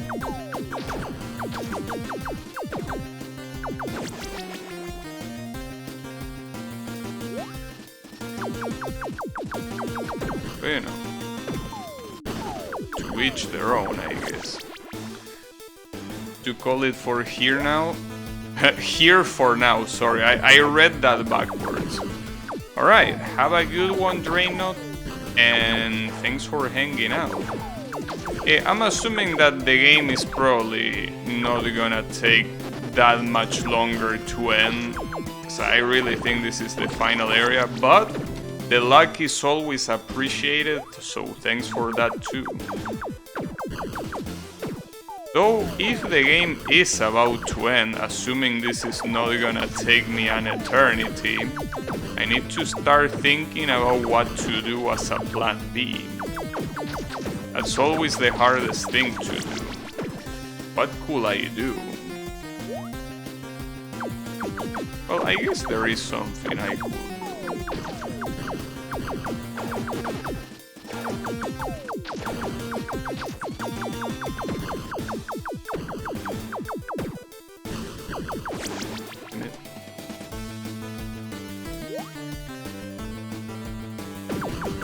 gotta say that the visual design of this character is pretty cool. I mean, he's an scorpion. But you know how scorpions are usually always the bad guys? It's pretty nice to see like a design of a scorpion as a hero playable character, right? I mean, he still kinda looks evil, mostly because of his eyes. Like, his eyes look like he's thinking of something nasty. But outside of that, he looks pretty cool.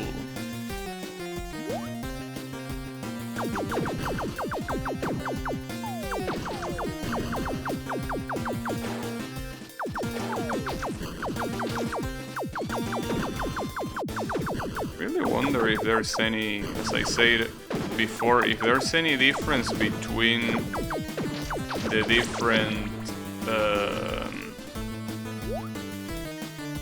different characters that you can pick. I don't think there is, but you never know.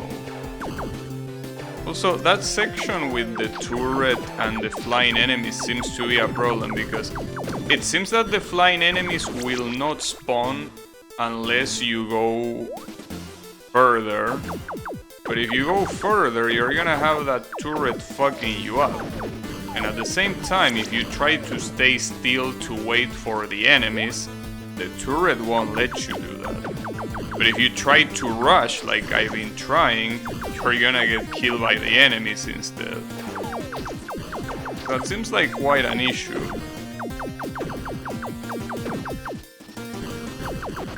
And that's also hard to avoid. I don't even think I can... Well, I can kinda get that, risky because of the missiles. But the problem starts here. As you can see, there is that turret. Wow, I can't believe I got killed by that. But yeah, that turret won't let you spawn all the flying enemies. So that means that you need to think about something. What is for sure though is that the turret is not killable. So you need to play around the turret, because that one is not going away. The one that is going away though is, well, obviously the enemies when you kill them, but the problem is, how do you kill all of them? Damn, people keep making noise outside. I think they are celebrating, judging by what I'm hearing. What will they be celebrating? I mean, it sounds like something related to a football team. Ah, I got killed by the spike. That's pretty sad. Maybe what I'm supposed to do there is just go in and then go back. The problem is that it's gonna be pretty hard to go back without getting hit by the turret.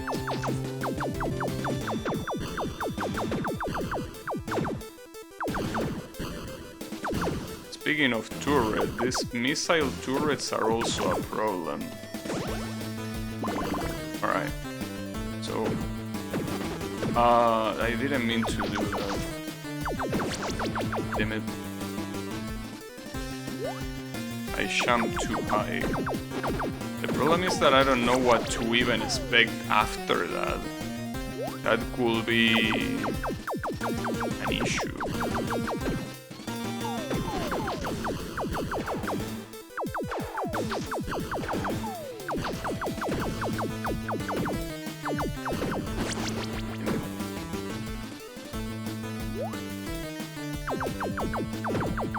I also wonder how the final boss of this game is even gonna be, because the bosses, like with the exception of the second boss, the bosses weren't really very challenging. In fact, I'm surprised that the second boss was that challenging. Because after that, it's not like they were too challenging at all. It's hard to attract these assholes properly. Okay, I think I attracted them all. I think that's all of them. Hopefully, at least. No, there were two more. It's okay though. Got him. But there is more of these turrets. That's a problem. Oh shit. Gonna go carefully.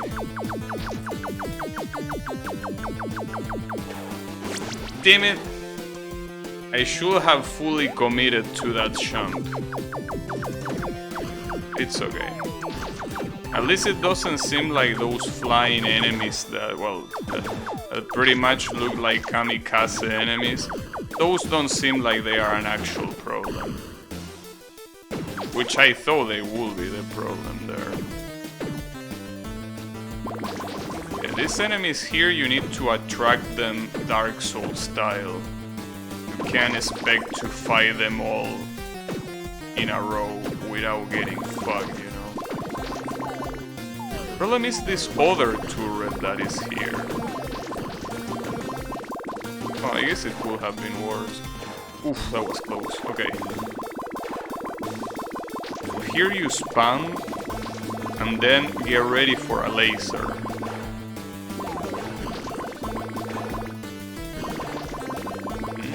Anything can happen here. Oh, that's a shame that I missed that power-up. That would have been pretty useful. Oh. Ah, damn. That's two obstacles I can't kill. The missile turret and the regular turret.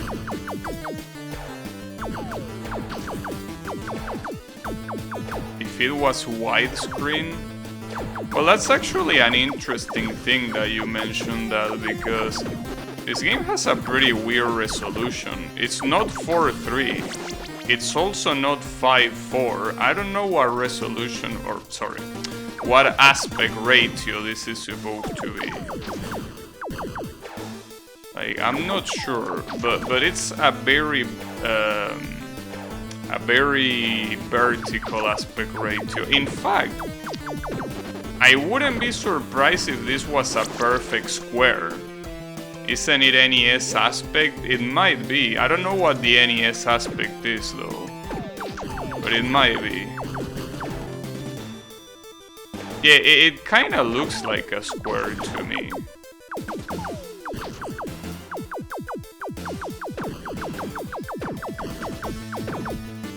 It's interesting. I haven't played many games like that.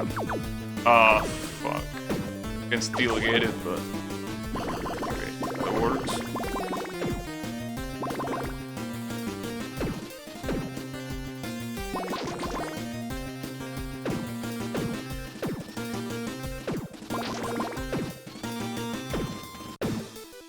Alright. Here choose YOLO. Here you also need to YOLO. That's the issue. The problem is, yeah, like you need to YOLO with those enemies being there. It's kind of an issue.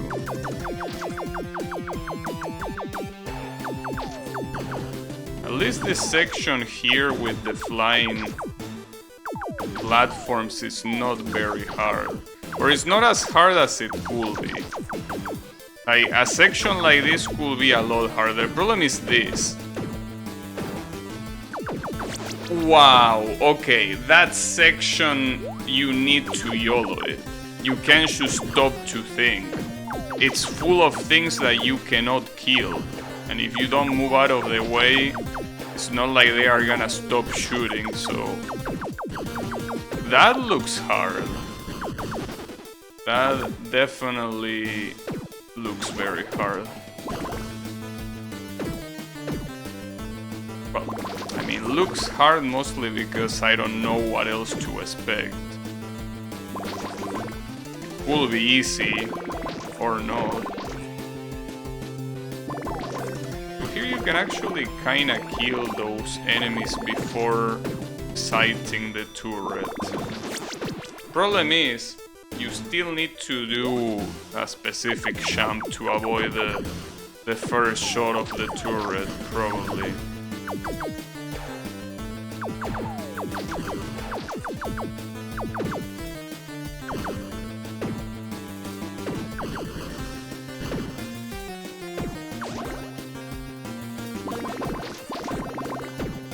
What am I doing? I'm supposed to attract them, not fight them on the spot. Right?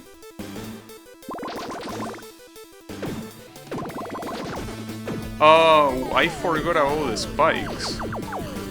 Forgot. Yeah, I completely forgot, actually. I think that's the right word. I just forgot those spikes were there.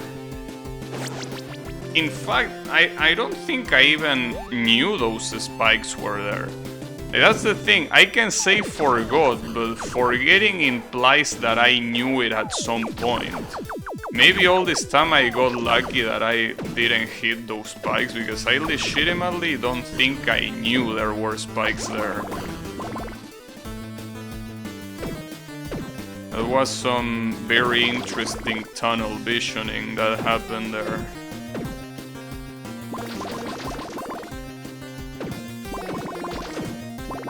Yeah, I don't know. Feels like I never knew those assholes were there.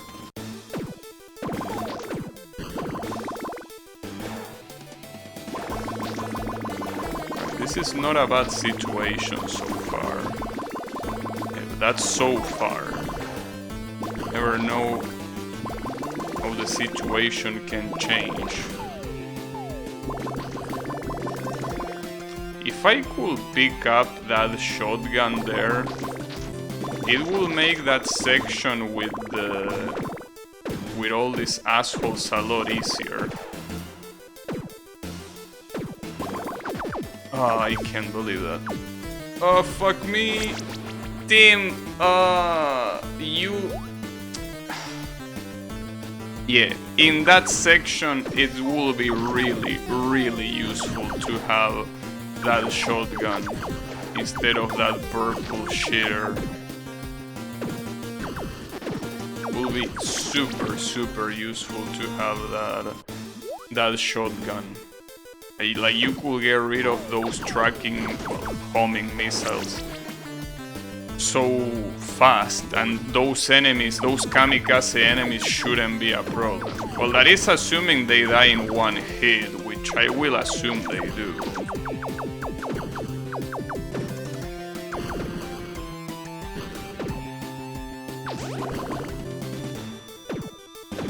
And that was a bad bait, but I'll take it. Could have been worse.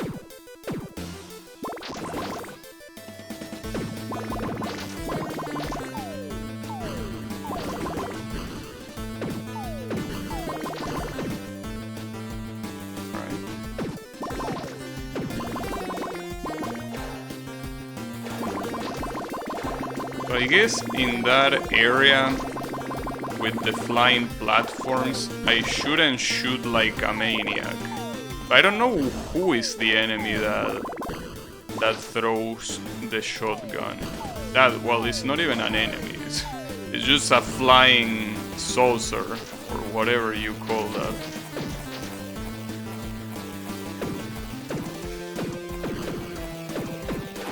Ah, that laser. And I lost my fucking weapon. God damn it. It's okay. It's not over yet. I can still spam my trusty gun.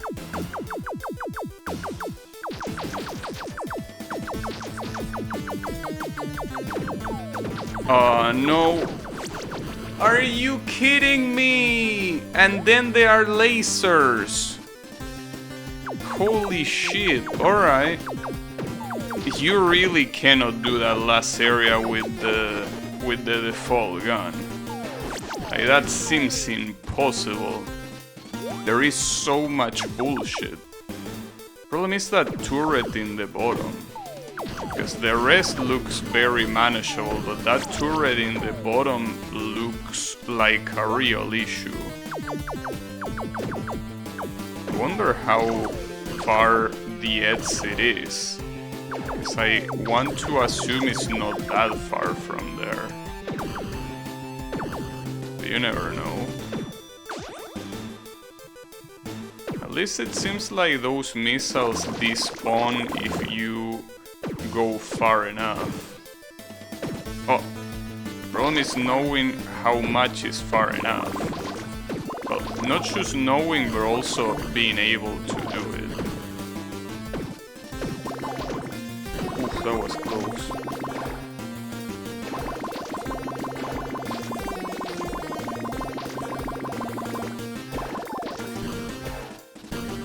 So the issue here is that even if I get this shotgun... I tried to, that's okay.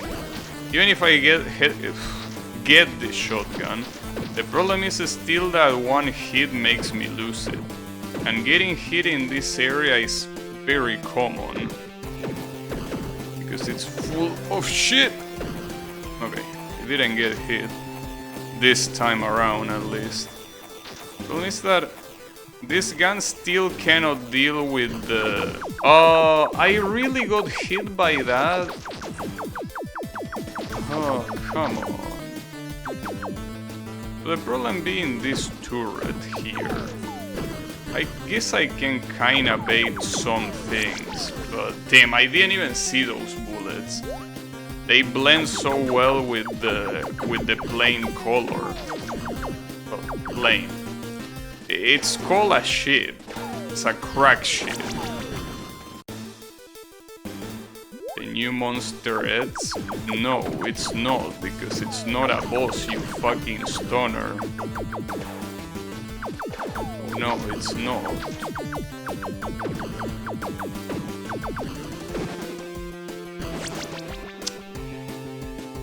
Damn it. Yeah, those turrets really seem like your worst enemy. Not the missile ones. Well, the missile ones are also annoying as shit, but I mean, the real issue are the ones that shoot bullets that you cannot do anything about. Because you cannot shoot the bullets, and you cannot shoot the turret. You essentially have something that you really want to avoid at all costs. That's the issue. And also, I feel like when you get hit once like this, you should probably go back. By go back, I mean let yourself get killed, because it's a very big disadvantage.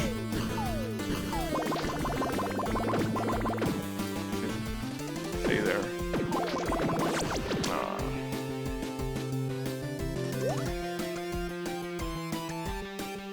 When you run and jump fast, you skip everything. No, I didn't skip anything. You can choose skip stuff here, because there is so much shit, especially stuff that hasn't really spawned yet, that can kill you very easily. So that's the main problem. Like, mostly the stuff that spawns, if you skip everything, you're just gonna get hit by the stuff that is not yet on the screen, you know? That's the issue. You don't want to do that. Damn, I can't believe I'm getting hit by that now. Well, I mean, it makes sense to get hit by that. It's not easy to avoid it, but still. Until the landmine? Which one? There are a lot of... Well, I guess saying landmine is a little bit of an interesting concept considering we are flying, but... Yeah, there is not one, there are multiple ones.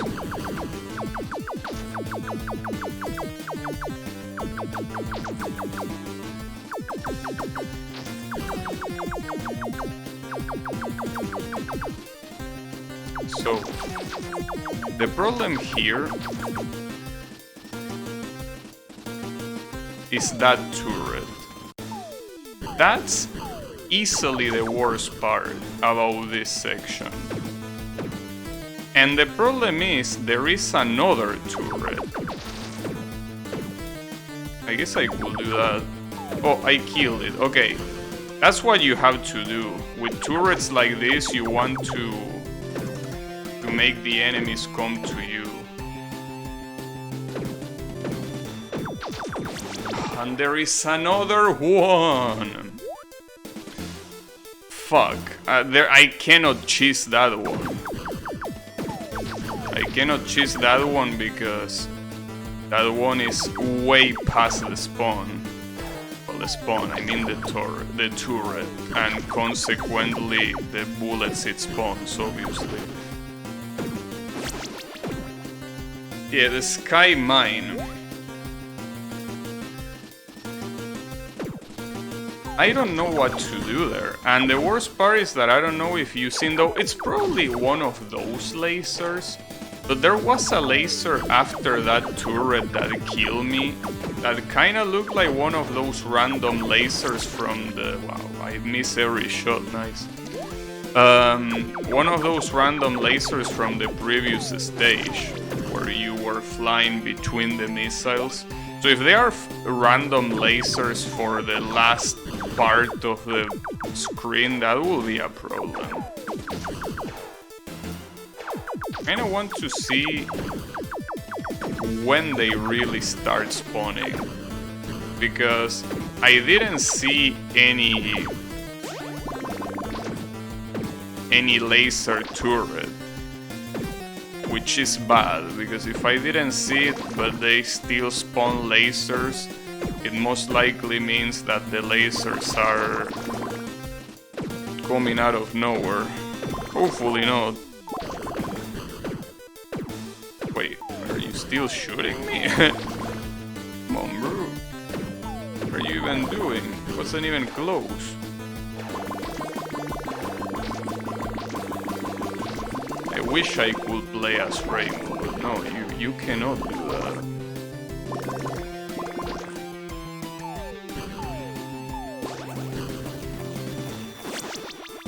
I can't believe I should die like that. That really has to be the most stupid way of dying in this level.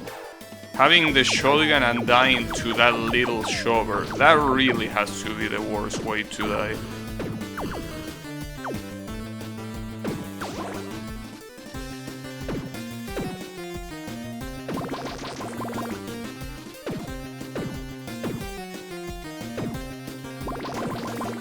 Oof, almost hit me. Come on, dude. I'm losing focus, because I'm getting hit by some very dumb shit. I shouldn't be getting hit by this at all. And I am. I think I'm slowly but surely losing focus. It's okay.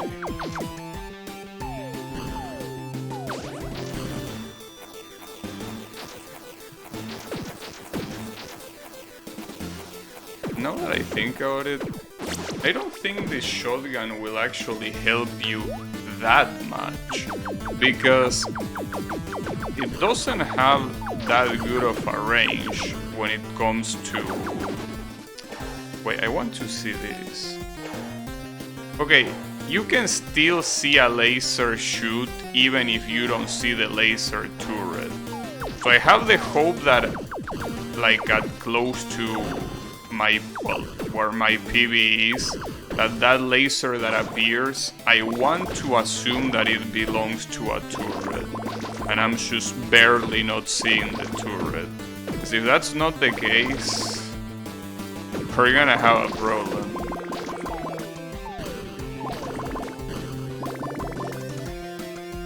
If you get hit with an upgraded one instead of losing... Wait, what are you talking about? It makes you lose your gun when you get hit. What you mean it should do that? It already does that.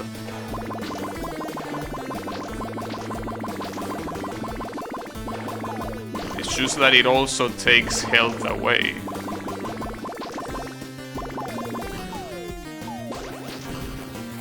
Should be able to keep your health. Nah, I think it's fine like this. I mean, again, keep in mind that a lot of things might seem bullshit, but I'm playing the game on expert. If you're a smart person, you wouldn't do that. On any game, I mean, not just this one.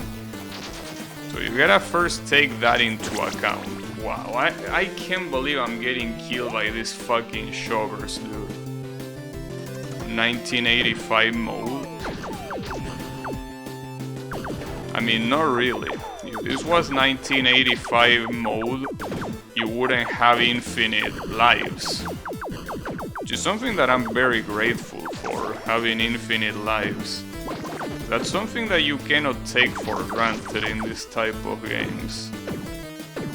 But it is something that this one has. That's pretty cool.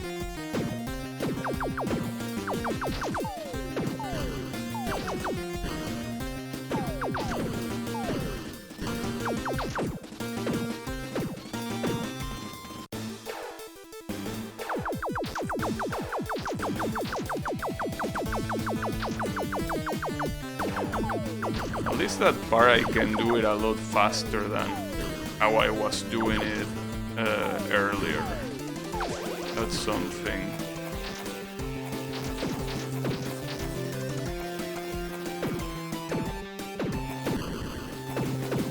Ah, this laser, I keep forgetting about it. Keep forgetting about that laser and I don't know why.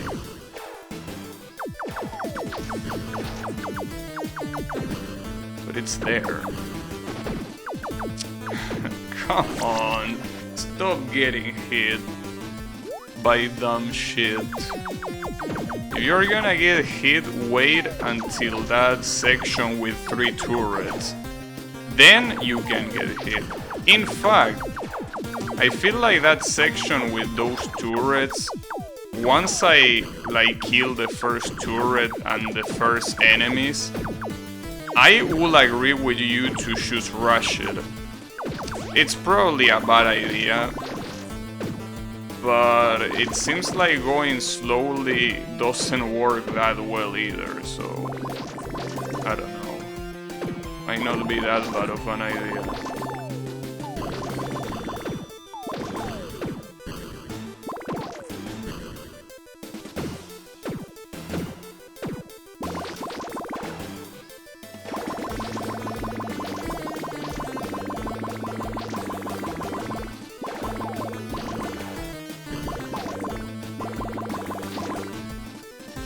I don't know if I want to pick up this shotgun or not. I feel like it's a worse idea, especially not for this section. For this section it's actually very useful. The problem is for the next section. The music is good. Yeah, the music is pretty nice. Oh, come on. I don't know why it's so hard for me to remember the lasers. It's like, I guess since they hit me so little, I just forget that they are there. But the problem is that the more I forget that they are there, the more they are gonna hit me. So that's kinda contradicting.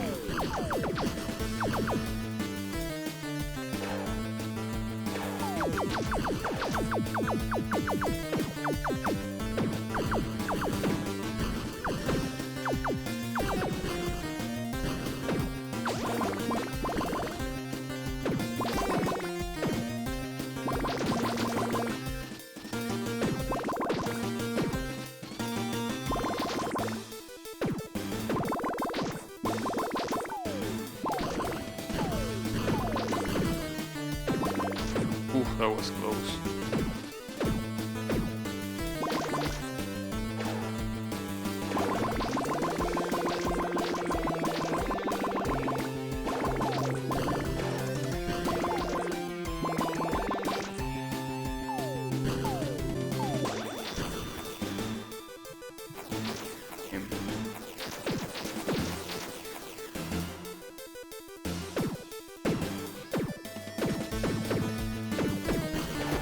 I hate lasers so much. I can't believe it. I keep getting hit by the shitty ass lasers. Though that time I didn't forget about it. But I just didn't know how to react. Like I just got kind of spooked.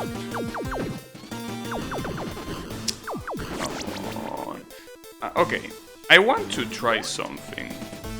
Abuse iframes? Yeah, the problem is that that's not the hard part. I would abuse iframes if that was the last part in the level, but it's not. That's the main issue, you know. I want to see what happens if I choose YOLO this part. You know, it's not a good idea. I kinda want to YOLO it because that part is clearly the one that is making me waste the most amount of time. But if I try to rush that, it's just not a good idea. It's not a good idea at all. And I keep getting hit by these mines. But, you know, the main issue is that section with all those flying enemies. It's just full of... It's just so full of bullshit that you need to stop and think and go back. If you don't do that, I don't think it's possible to do it without getting hit. Well, it probably is, but I mean, not in a reasonable way. Then the tracking of these missiles is fucked up. But yeah, if you try, like, you can rush this. Like, I'm mostly trying, but it doesn't seem to be possible. Like, I really need to take that easily. I mean, easily. I need to take it easy. Because if you don't do this, like the Dark Souls way, which is triggering and going back until they are all dead, unless you do that, it's just impossible. I mean, it's impossible without getting hit, that is. You don't want to get hit there. You want to save that precious health for later. That's for sure.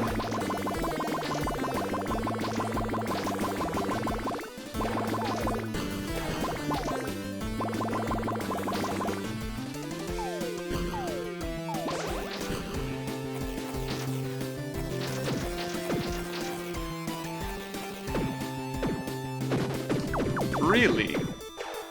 Are you kidding me? It's okay.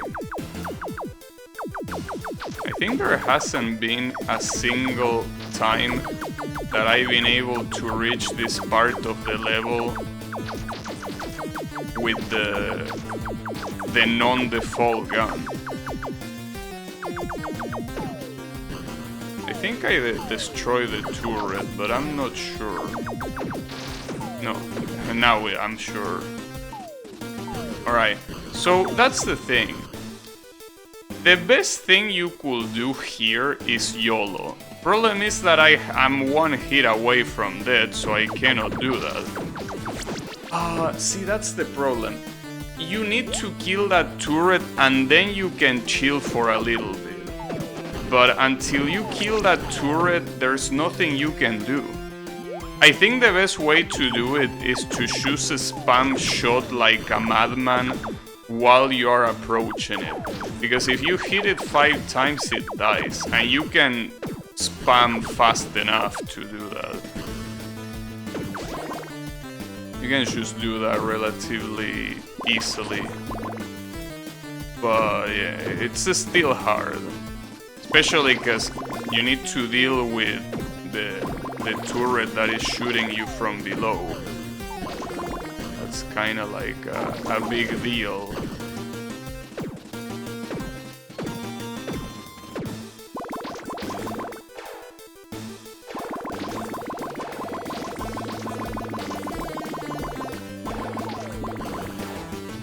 I think with some attempts I should be able to get there.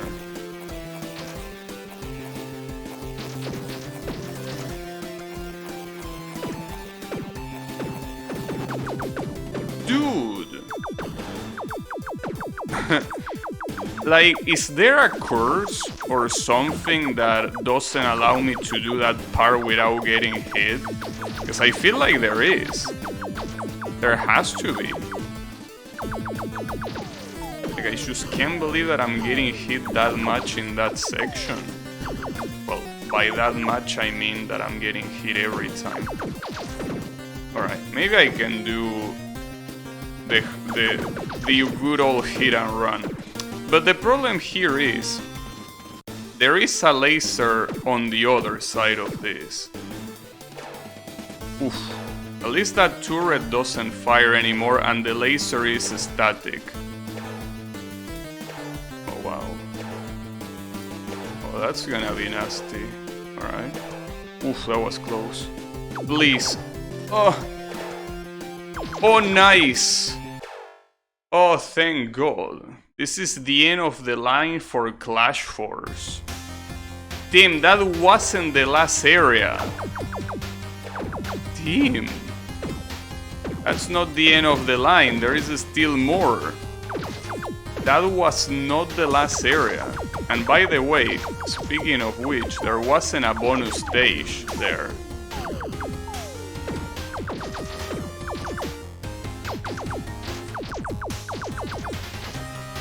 This is a problem. See, if this area is harder than the previous one, I don't think I will be able to finish this game today. Not at this rate.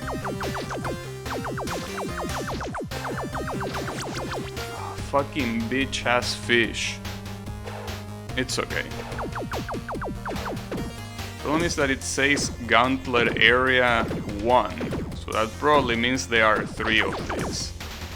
That is a problem.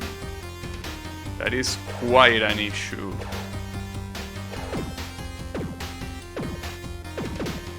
Why is it called Gauntlet though? I think that there are quite a lot of... Well, I don't know if quite a lot, but it's not the first time that I see that word used to refer to an area. Isn't a gauntlet an object? Like, isn't that something that you use in your hands? Like some sort of globe? So why is an area called like that? Or can it mean something else? Like, can it refer to an installation? Like a structure? I'm pretty sure... pretty sure it's supposed to be... what you put in your hands.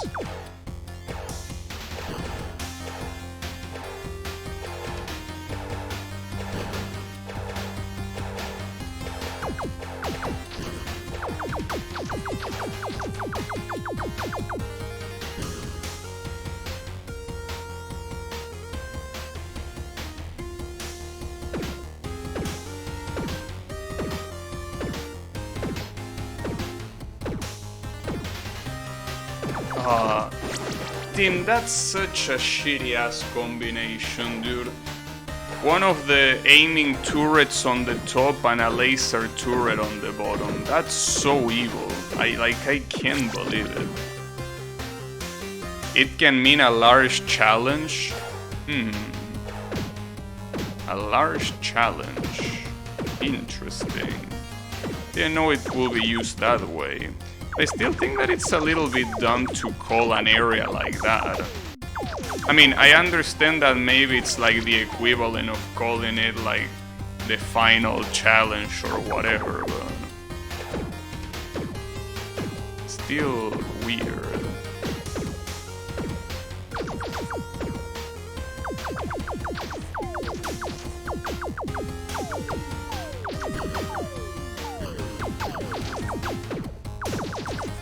Oof, that was close.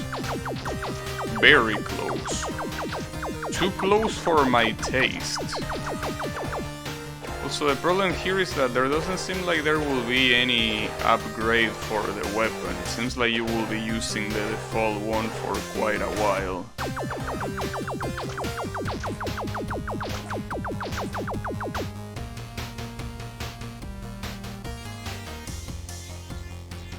Oof. Ooh, damn, that was also very close.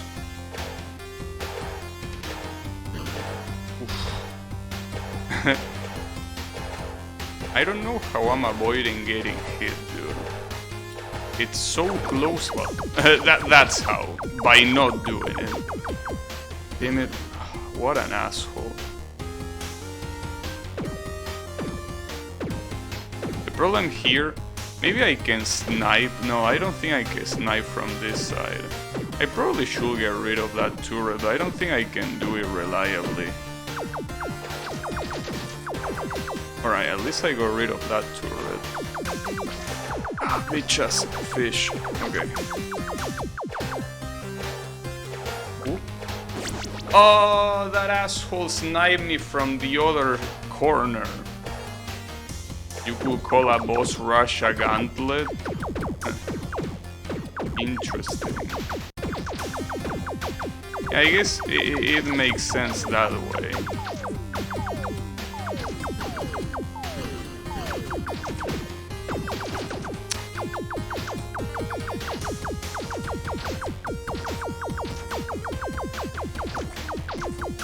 The fishes are definitely an issue.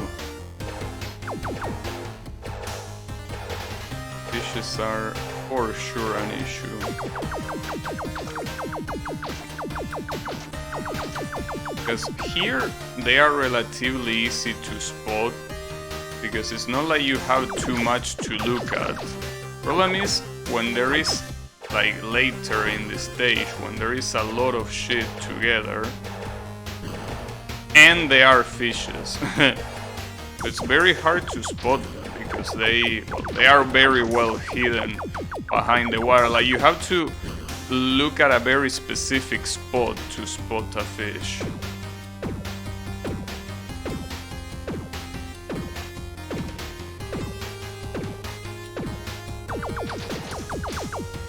Nice.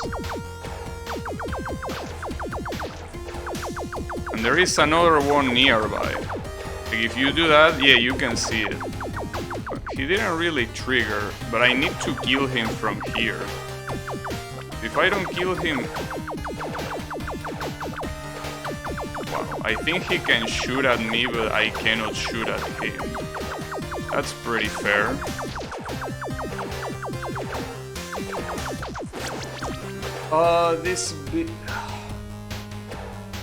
These fishes really belong in hell. You know, Mega Man has some enemies in some bottomless pits that right as you are about to jump over those bottomless pits, they show up. The difference is that, well, they are really assholes, but the difference is that you can just bait them very easily. These guys, though, it's impossible in sections like that. I mean, it's impossible to do anything without, like, just putting you at a disadvantage. Like, you can't do anything, but they can. Because they are little bitches.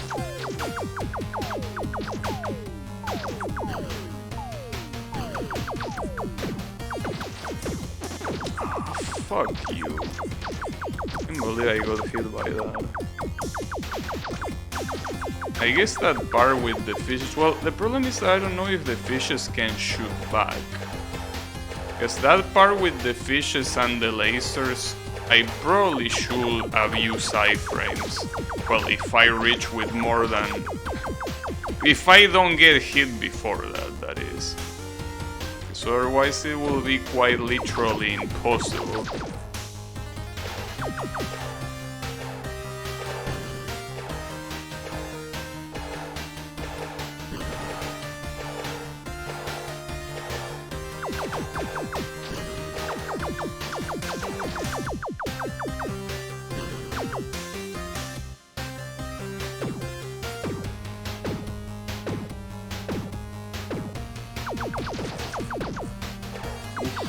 I don't know how I didn't get hit there.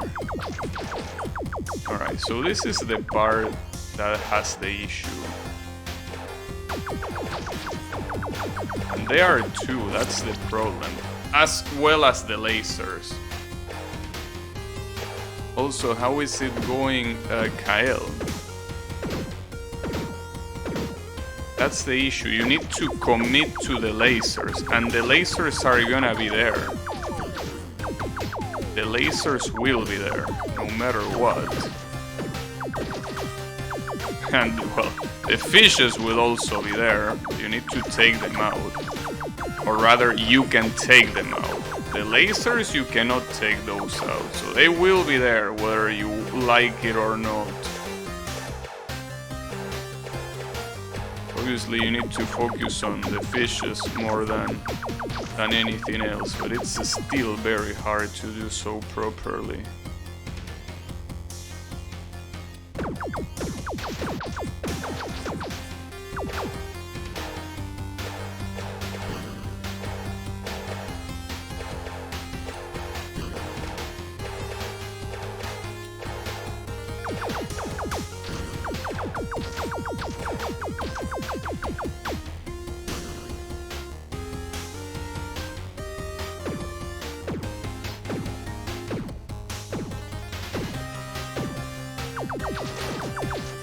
Ooh, that was very close. Okay, so here is where the problem starts.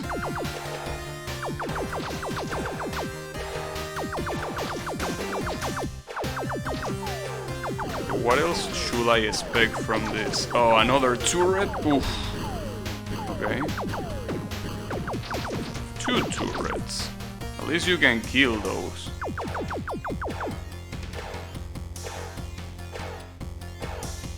Team, how do I even do this? This is going so fast. I guess that works. Oh, this is gonna be an issue. Oh, of course. Team, careful.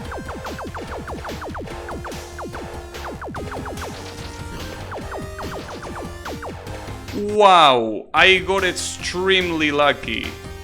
I got so lucky that I can't believe it. Also, it seems that they really don't allow you to... they really don't allow you here to get the bonus stages. You want a weapon, go play Doom, because you're not gonna get it here. God damn. The game is not giving up weapons. You're gonna use the default gun and you're gonna like it. God damn. That's brutal. I mean, this area is already brutal as it is, but... no other weapon allowed. Only the default one. Oof, that was close. One is that I already got hit. Oh, really? Oh, this is gonna be interesting. Team. A minecart section. Just like that, for free. How much can you YOLO this? Now, the problem are the landmines. If it wasn't for the landmines, I think that you could YOLO this relatively easily. But the landmines make sure you cannot. Well, relatively easily. Not really. A lot of things can go wrong. You need to get very lucky if you want to YOLO this.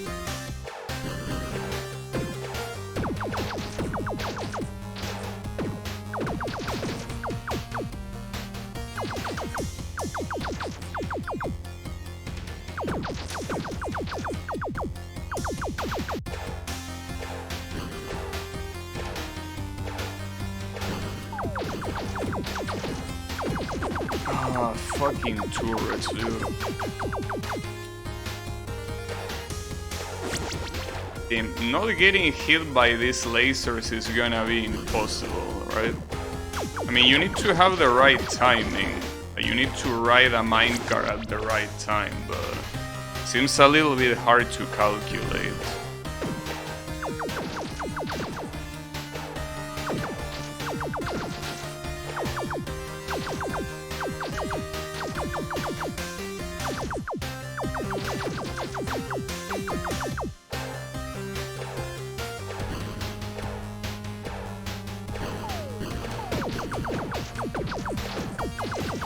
Oof. Close. What do I do here? I wonder. Like, it seems impossible to avoid getting hit by one of those. Oh wow, a totem. When was the last time there was a totem in this game? I think it was the first area, literally. I don't remember seeing a totem outside of the first area. And I didn't even remember they existed. Now I do. Well, not like I have a choice.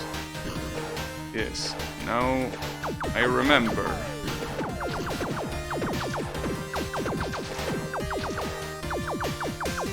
At least this first area doesn't seem like that big of a deal, but this shit is ridiculous.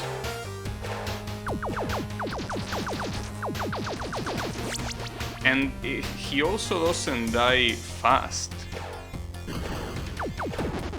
Like, that totem doesn't die fast. So you need to go back to dodge the bullets. Because he's not gonna die. Well, not just to dodge the bullets, but to dodge the totem itself. Though, I don't think that hitting the totem damages you. The bullets are what damage you. Right, like that's the problem. Maybe I can jump over it. It doesn't seem that tall. Is new sound? I don't know what that is.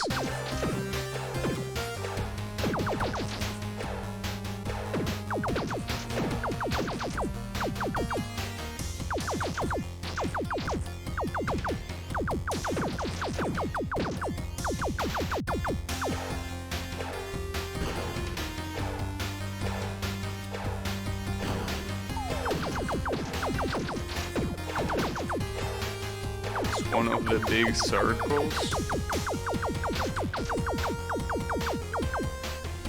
Yeah, I think I remember the name, but not that well. No, I don't think you can jump over that. You need to take it down, but it's gonna be so hard.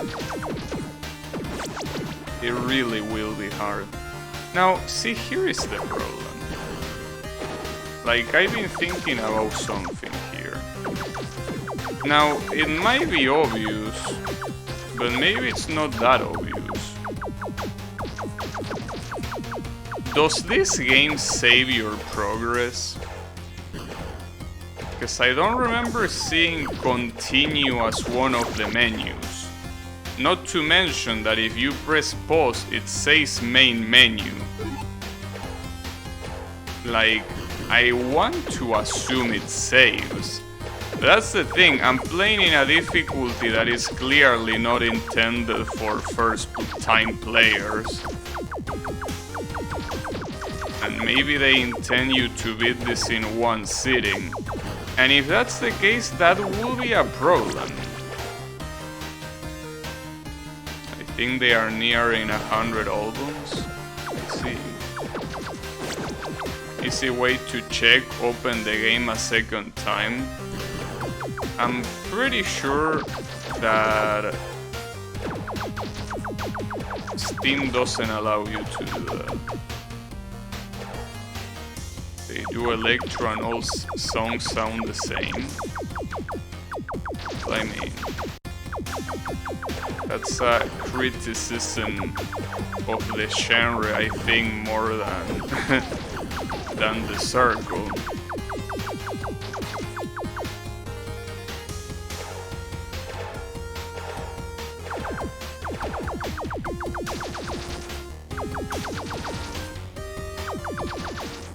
Alright, got that totem, but...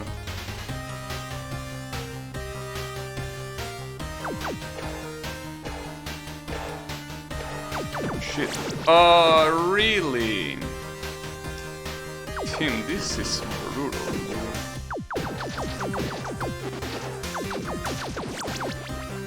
Yeah, that's the issue. Because I don't think that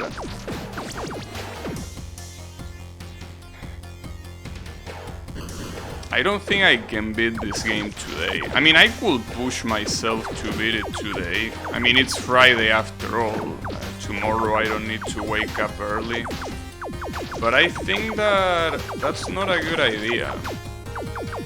Because I don't think I have the required mental fortitude to do that. I already got kinda fucked because of all the previous levels, so I don't think I have the mental to finish this thing today. But if it doesn't have save, that will be very unfortunate, to say the least.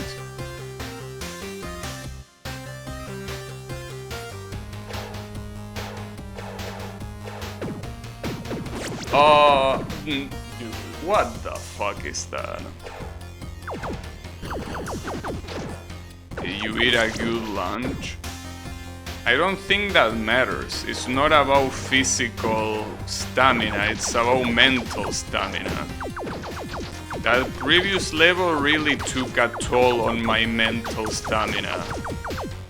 Having to deal with this sort of levels now is something that I can do, but I don't think on this stream. I will try, but keep in mind that there is most likely another level after this one. Well, another area, I guess. Let's call it level, it's easier that way.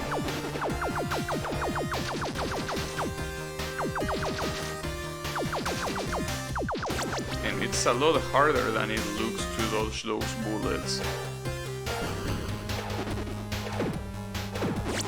Man, seems like a problem.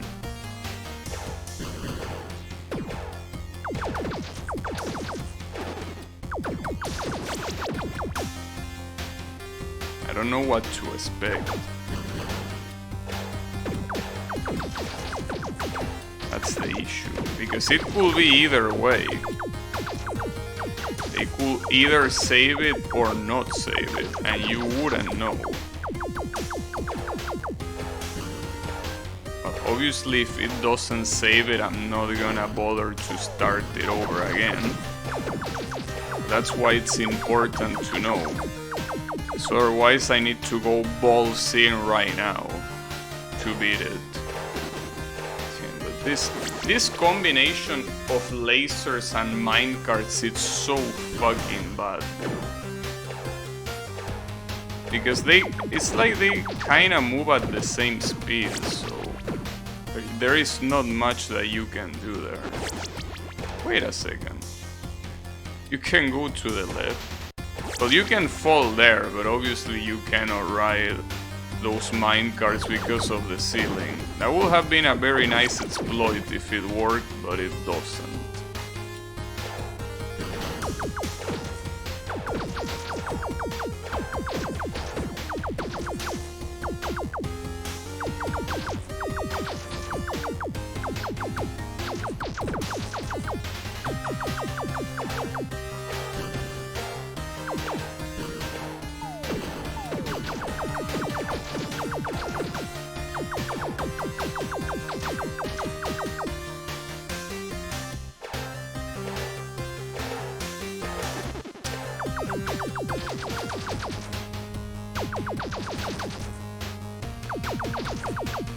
I guess jumping really jumping back helps, but I don't know what to do here. Not with the lasers, but with the turrets. Wow, and I get killed by the fucking laser, dude. I don't know why, but the lasers with those moving platforms are so hard to deal with. Like, dealing with those lasers normally is super trivial, but with those moving platforms it feels so much harder. I mean, you're constantly in movement and that doesn't help. Especially because I'm pretty sure that the movement speed is the same as the laser turret, but...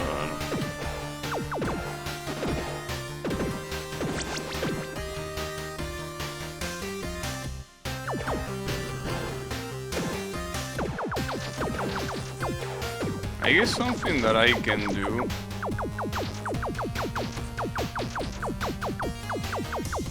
because with this sort of thing you need to plan. need to plan your strategy. In the sense that you really need to know how long you're gonna try. I think a good idea will be this. I'm gonna try this particular area for half an hour more. If in that half an hour I cannot beat this, I will exit and hope that it actually saves. If it doesn't save, well, I'm sorry, but what you want me to do?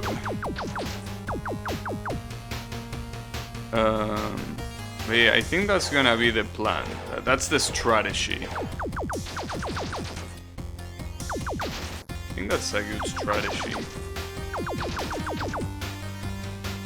That wasn't a good strategy though, that what I did against that totem. That's such a dumb way of getting hit. Another totem. Another one. Another one. Really like totems, huh? Well, honestly, in these last levels, seems that they really like putting enemies that are not moving enemies, in the sense that enemies that are turrets. They really like their turrets here. Well, there are some shovers like this, but they are almost non-existent compared to the insane amount of turrets.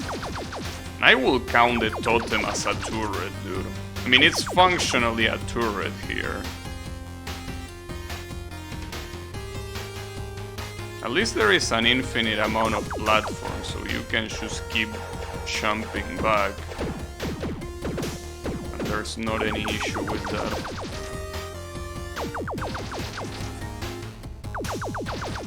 Got him. What else? Of course, fishes. Of course this bitch has fishes. I can't believe it, dude. Fishes here. They really just throw all at you. Like, they don't give a shit if it makes sense or not. They are throwing everything they know at you. Holy fuck. No mercy at all.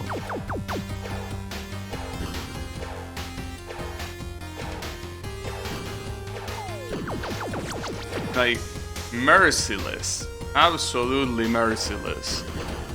I can't believe it. I also can't believe getting hit by that. And I don't know how I'm gonna do with the fishes, because those assholes, even if you go back, it's kinda worthless. Because they can just keep beeping down and shooting. So if anything, you are baiting yourself by doing that. Because you are just allowing them to shoot you while you're not shooting them. I don't think that's particularly a good idea at all.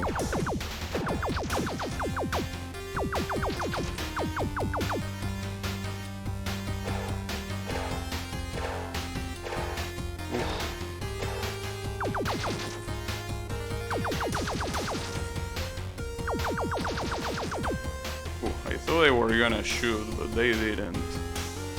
Oh, careful. Careful! Okay.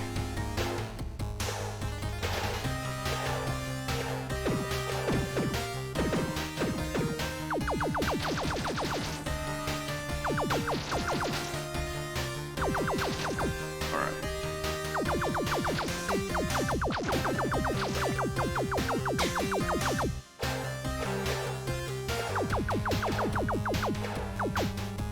Nice trap.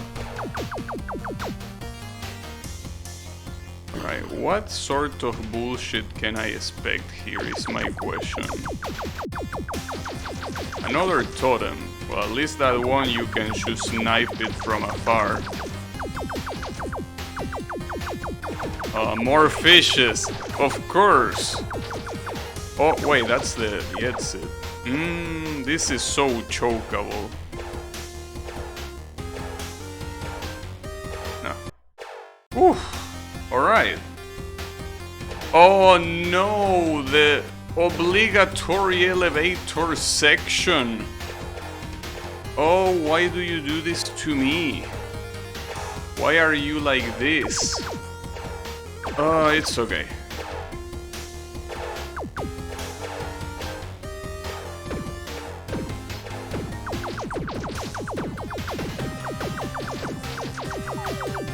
At least it's safe to assume that this is the final level before the final boss. I want to assume. I really do. And what a combination. But okay. I think this is something that well, I'm probably gonna regret saying this. But I think this is something that I don't mind that much, because it's something that is like, no matter how bad you are, it will always take the same amount of time. In the sense that there is no such a thing as being too careful here, because it's the elevator that moves you, you don't move, right? It's that sort of thing.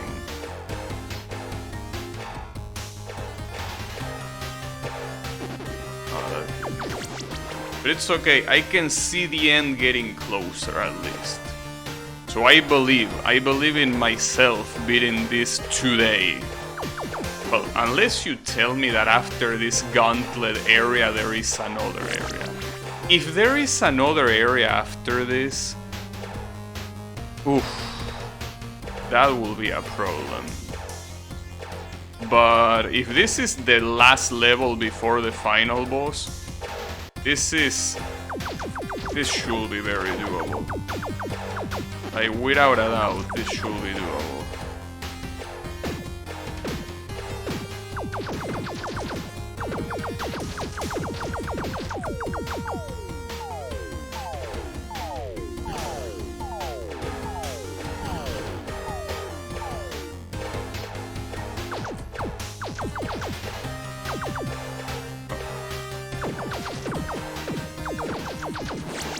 Team, that's very hard to do with all these assholes flying around like that.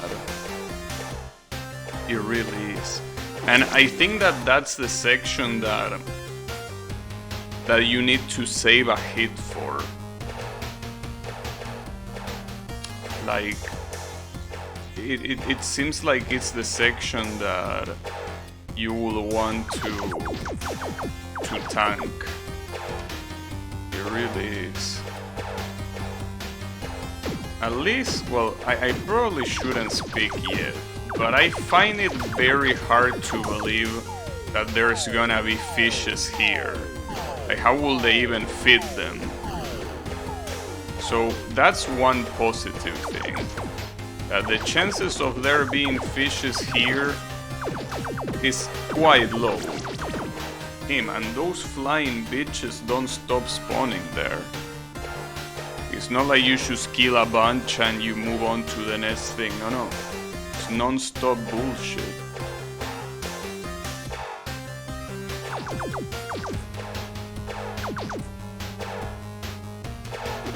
Oh, I didn't think it was necessary to jump there, but it clearly was. Really? Wow. Come on, there you go. Though I still think that is very fucked up that they don't allow you to use any gun in an area like this. I mean, in these gauntlet levels, not being able to use any gun other than the default one that's quite evil. These are the kind of levels that you really don't want to be stuck with the fall gun at all. Well, you don't want to be stuck with that gun in any level, but some other levels is more understandable.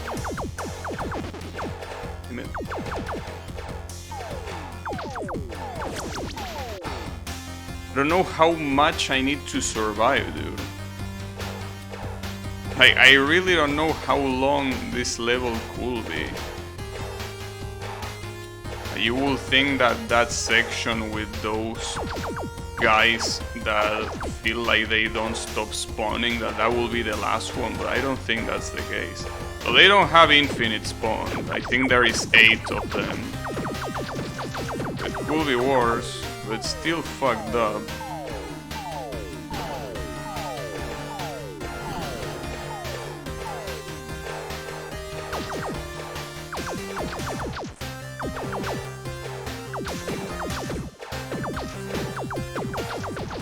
That's the biggest issue. Having one of those fuckers surviving like that. I really don't want to allow that.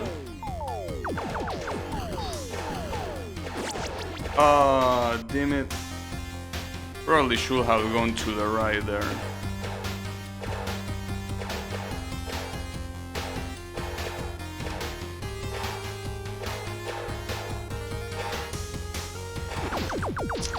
What kind of hit was that? Come on.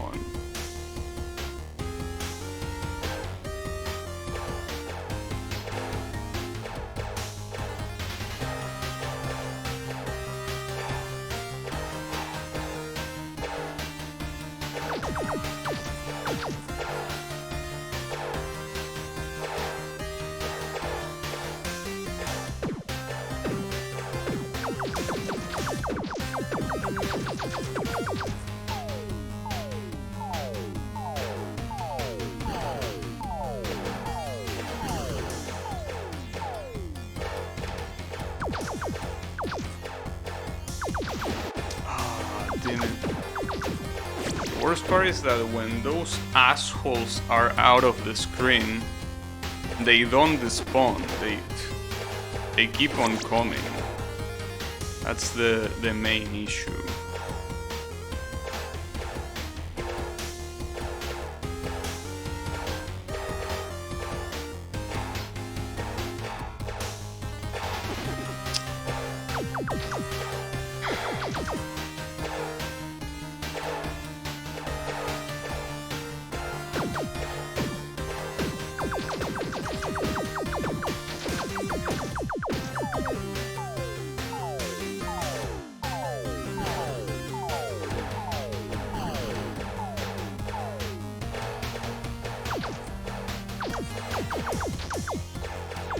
There is always one asshole that just decides to stay below.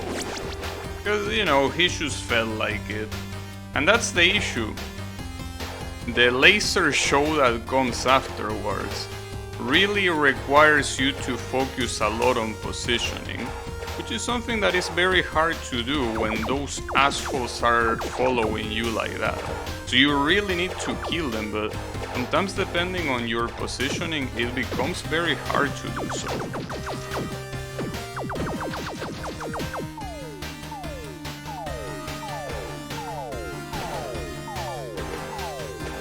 This is where the issue starts. I wish I could stay on the right side, but they spawn from there. That was an unnecessary jump.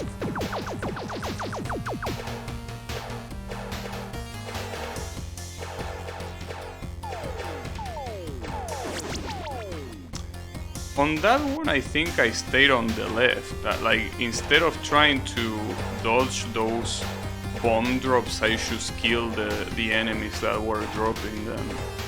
I think I did something like that. Dude, that shouldn't have hit me.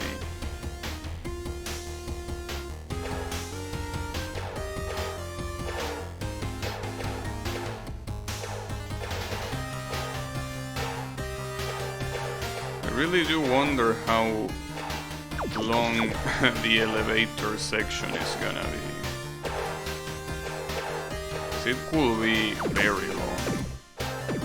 And it's impossible to know until you're already at the end. This just keeps going up. I guess that applies to literally any level, but still.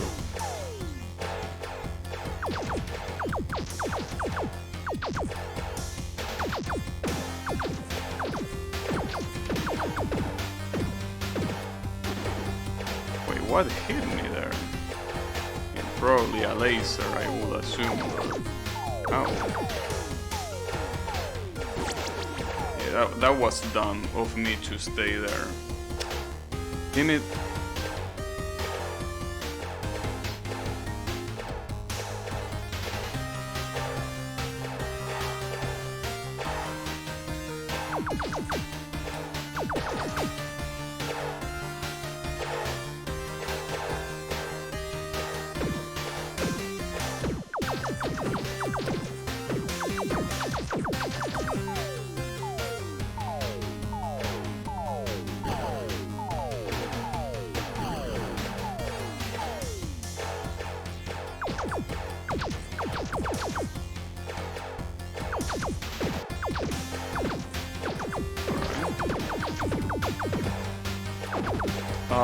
There is... okay.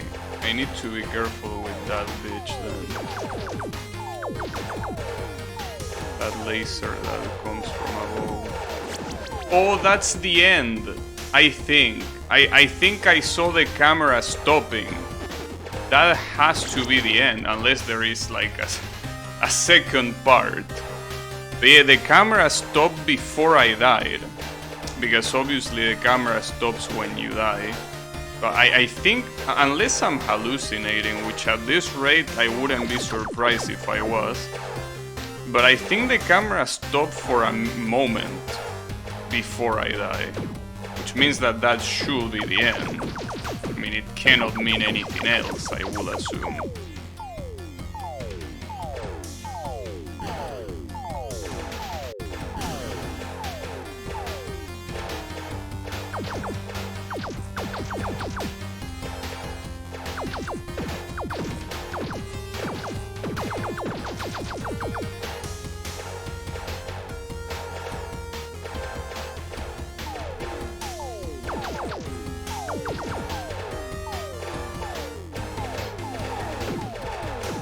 This has to be.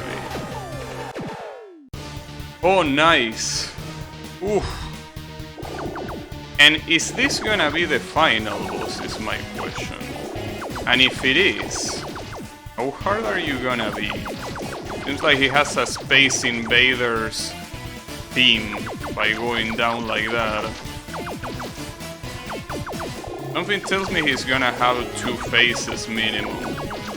I mean, if it tries to mimic the way Mega Man works, Mega Man final bosses, I don't think there is a single Mega Man boss that has a single phase. I think they are all multi-phases. But I guess it also depends what you consider a phase, because technically Mega Man's 2 final boss only has 1 phase. But that depends on what you consider it the final boss. If you only consider the alien thingy the final boss, then it only has 1 phase. But if you consider the wily machine as part of the final boss, then obviously that will be the first phase of the final boss. Although it seems that, well, I'm not sure, but it kind of looks like his movement is random here. Like whether he decides to go to the left or to the right. Something tells me that when we reach the top of this elevator or something like that, that's where we're gonna see the second phase, most likely.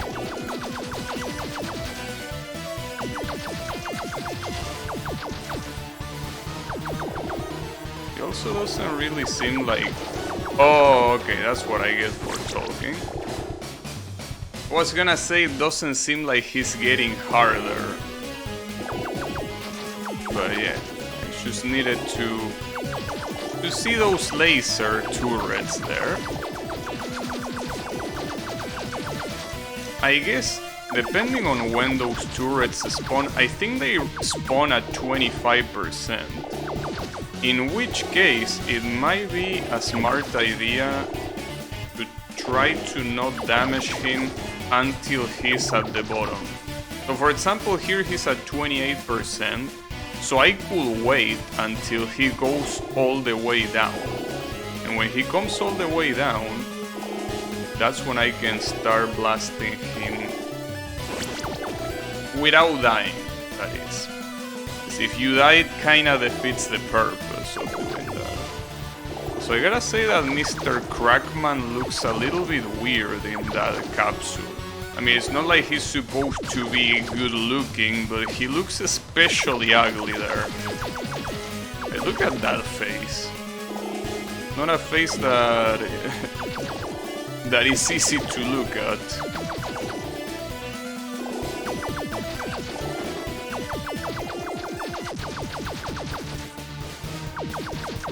I want to see when the turret spawns. I think it's at 20% actually. No, it most likely is 25.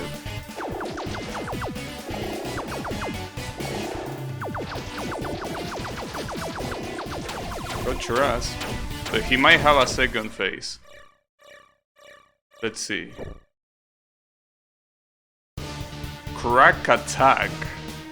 Damn, what a name. I'm assuming, well, this is most likely a checkpoint though. Well, I hope it is a checkpoint. If this is not a checkpoint, we're in trouble. Yeah, it is. Okay. So yes, there is a second phase, but you don't need to worry about it. Okay, so it's pretty clear that you need to get rid of these legs first. They become quite an issue to deal with. Alright, he has no legs now. The question is what other bullshit he's gonna come up with. I think those green bullets are RNG. They kinda look RNG. Well, the missiles are also RNG, but those don't worry me too much. I have more time to react. Those plasma bullets though, well, I guess they will be worse.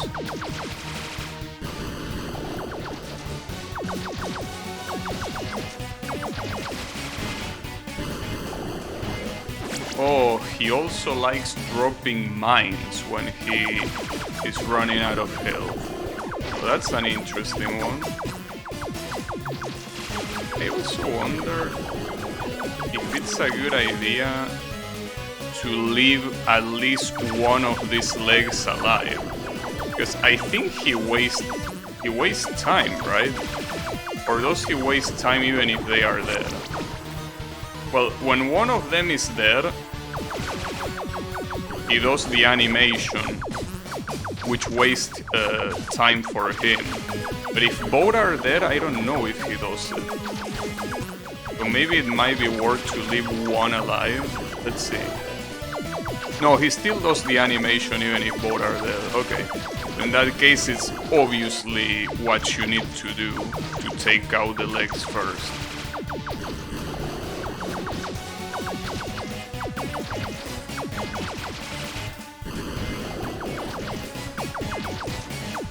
Problem is when he starts dropping mines. At least the mines don't get triggered unless you're close to them, but what if he spawns them where you are? If, for example, there I got lucky and he spawned it at the other side of the screen, but... yeah, what if he... exactly. What if he does that? Then that's not that easy, you know? It's alright though. We'll be fine. This boss doesn't seem that hard after all. He just has a lot of health. Though it's less than he has a lot of health and more than my gun is fucking garbage. But, you know, that's okay. I think if there's one thing that I can criticize about the game, is that the last area forces you to only use the default gun. That... I don't think that's a good idea. I don't really mind, I guess, I mean, that's part of the challenge, or of the gauntlet, as the game will say. But yeah, I think it would have been better if it allowed you to use a gun that wasn't the default.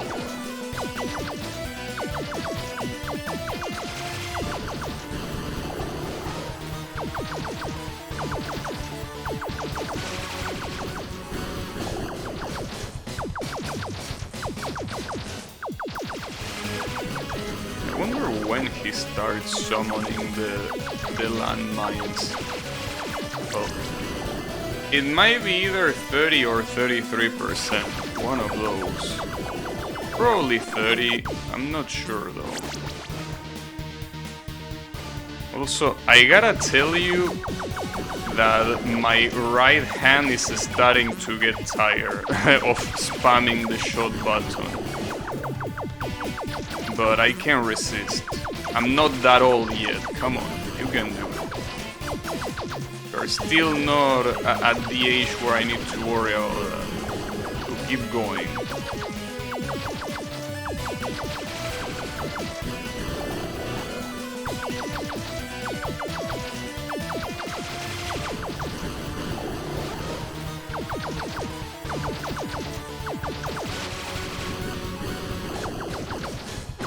Ah, damn it.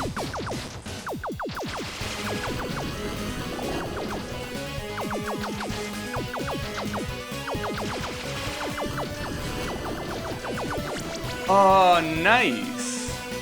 Beautiful. That 1%, that really was a very... What's the word? Tear-jerking story. That 1%, I cry every time. That's okay.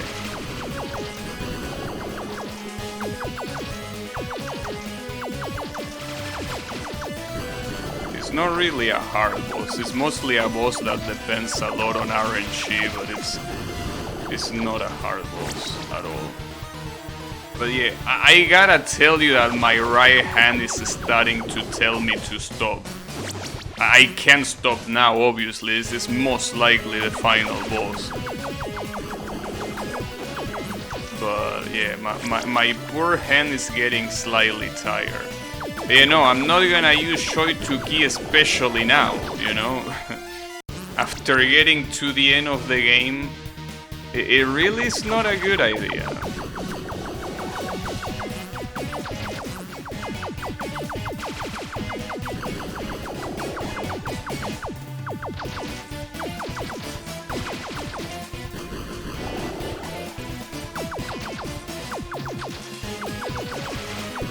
The biggest issue is that in order to deal damage you need to jump.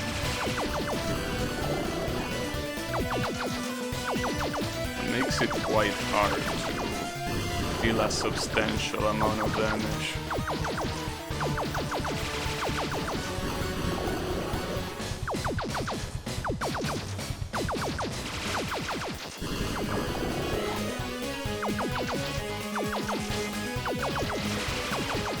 Damn, that's so unlucky. That was actually very bad RNG. 2 traps in a row. Just like that. That's very, very unlucky. I mean, 2 traps in a row that land right next to me is what I'm talking about.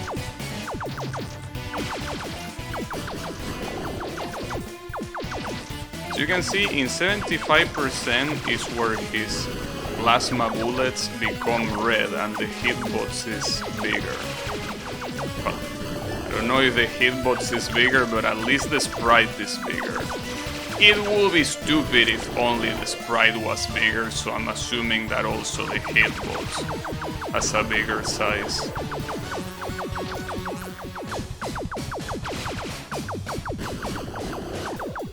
You never know.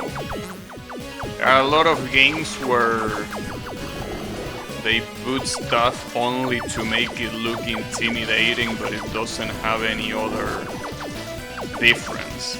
But no, I think those definitely have a bigger hitbox. Would be dumb if they didn't.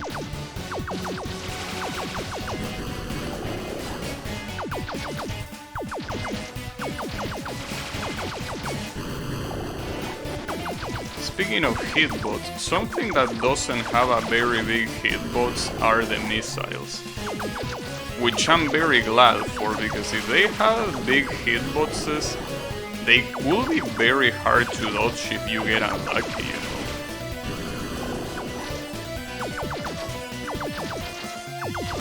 Got him! And the trap is still there. Damn, he's escaping? Escape? Oh shit, we are also escaping. Oh, this is also a boss. Damn.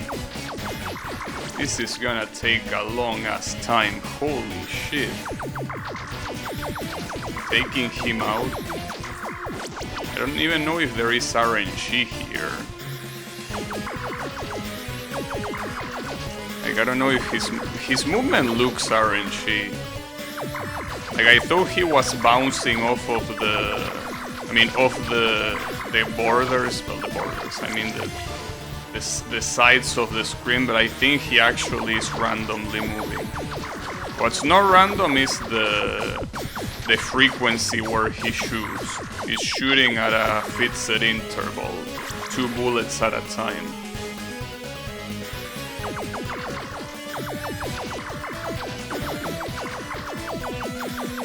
I wonder what else he's gonna have when his health goes lower.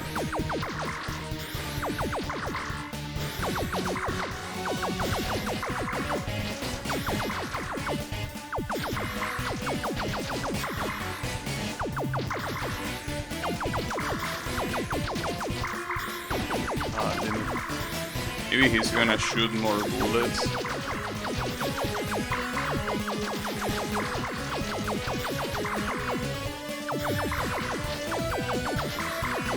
Ah, that's a shame. This boss fight is reminding me of the boss of the second level.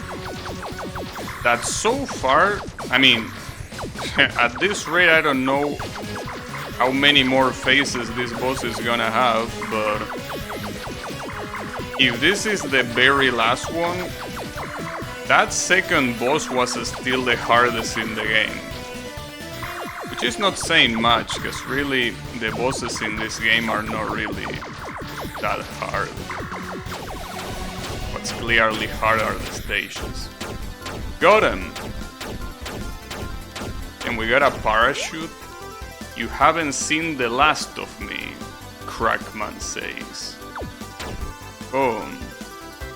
And so for now, the planet is safe thanks to title drop.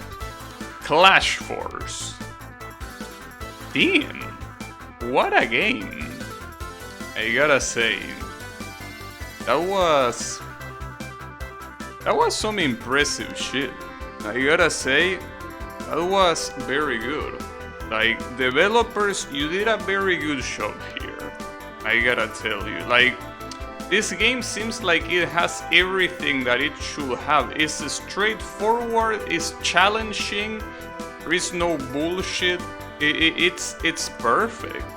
It really is. Like, it's been a while since I played an indie game that I actually say, damn, that was good. And this one was good. Very, very good, in fact. I wonder if these developers had done anything else, but that was very nice. Wait, I'm supposed to press something here, right? Yeah, there it is. And that's back to the beginning. Alright, I wonder if it says anything with start game. It says Esper complete, but what if I select it? Is there a new game plus? Oh, there is a stage selection. Also, yeah, it was kind of dumb of me to not expect there will be save, considering I completely forgot that there were different save files. Alright, and there you have basically a stage select in case you want to go back and shit. I don't really want to. Can you get out of the... No. You need to select or you die. No, it's fine. You can choose select and then go back.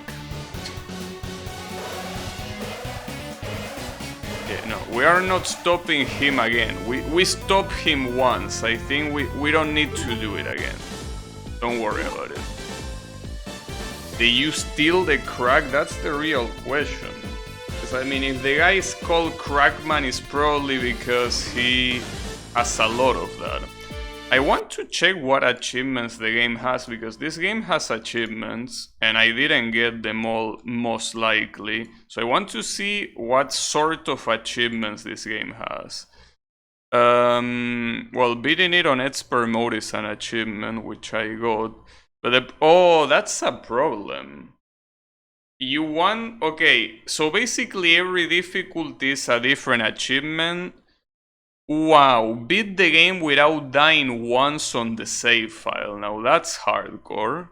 Destroy every ceiling turret on stage 7. Well, okay, there are specific achievements. Beat 50 levels, so like replaying the game. Beat a level without killing any enemies. That's an interesting one.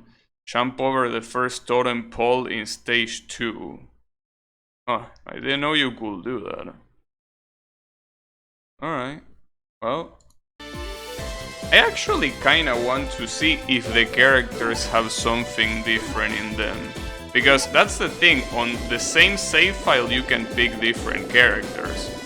I kinda want to see if they are all the same. It seems that they are all the same. I mean, they have the default, well, at least the default gun, but yeah. Oh, I got the diversity achievement. But yeah, I think that the characters are just for like visual, are there for visual reasons. It's Sonic, no, but there are no different abilities. No, let's not do achievement hunter, no. But alright, that was very, very good.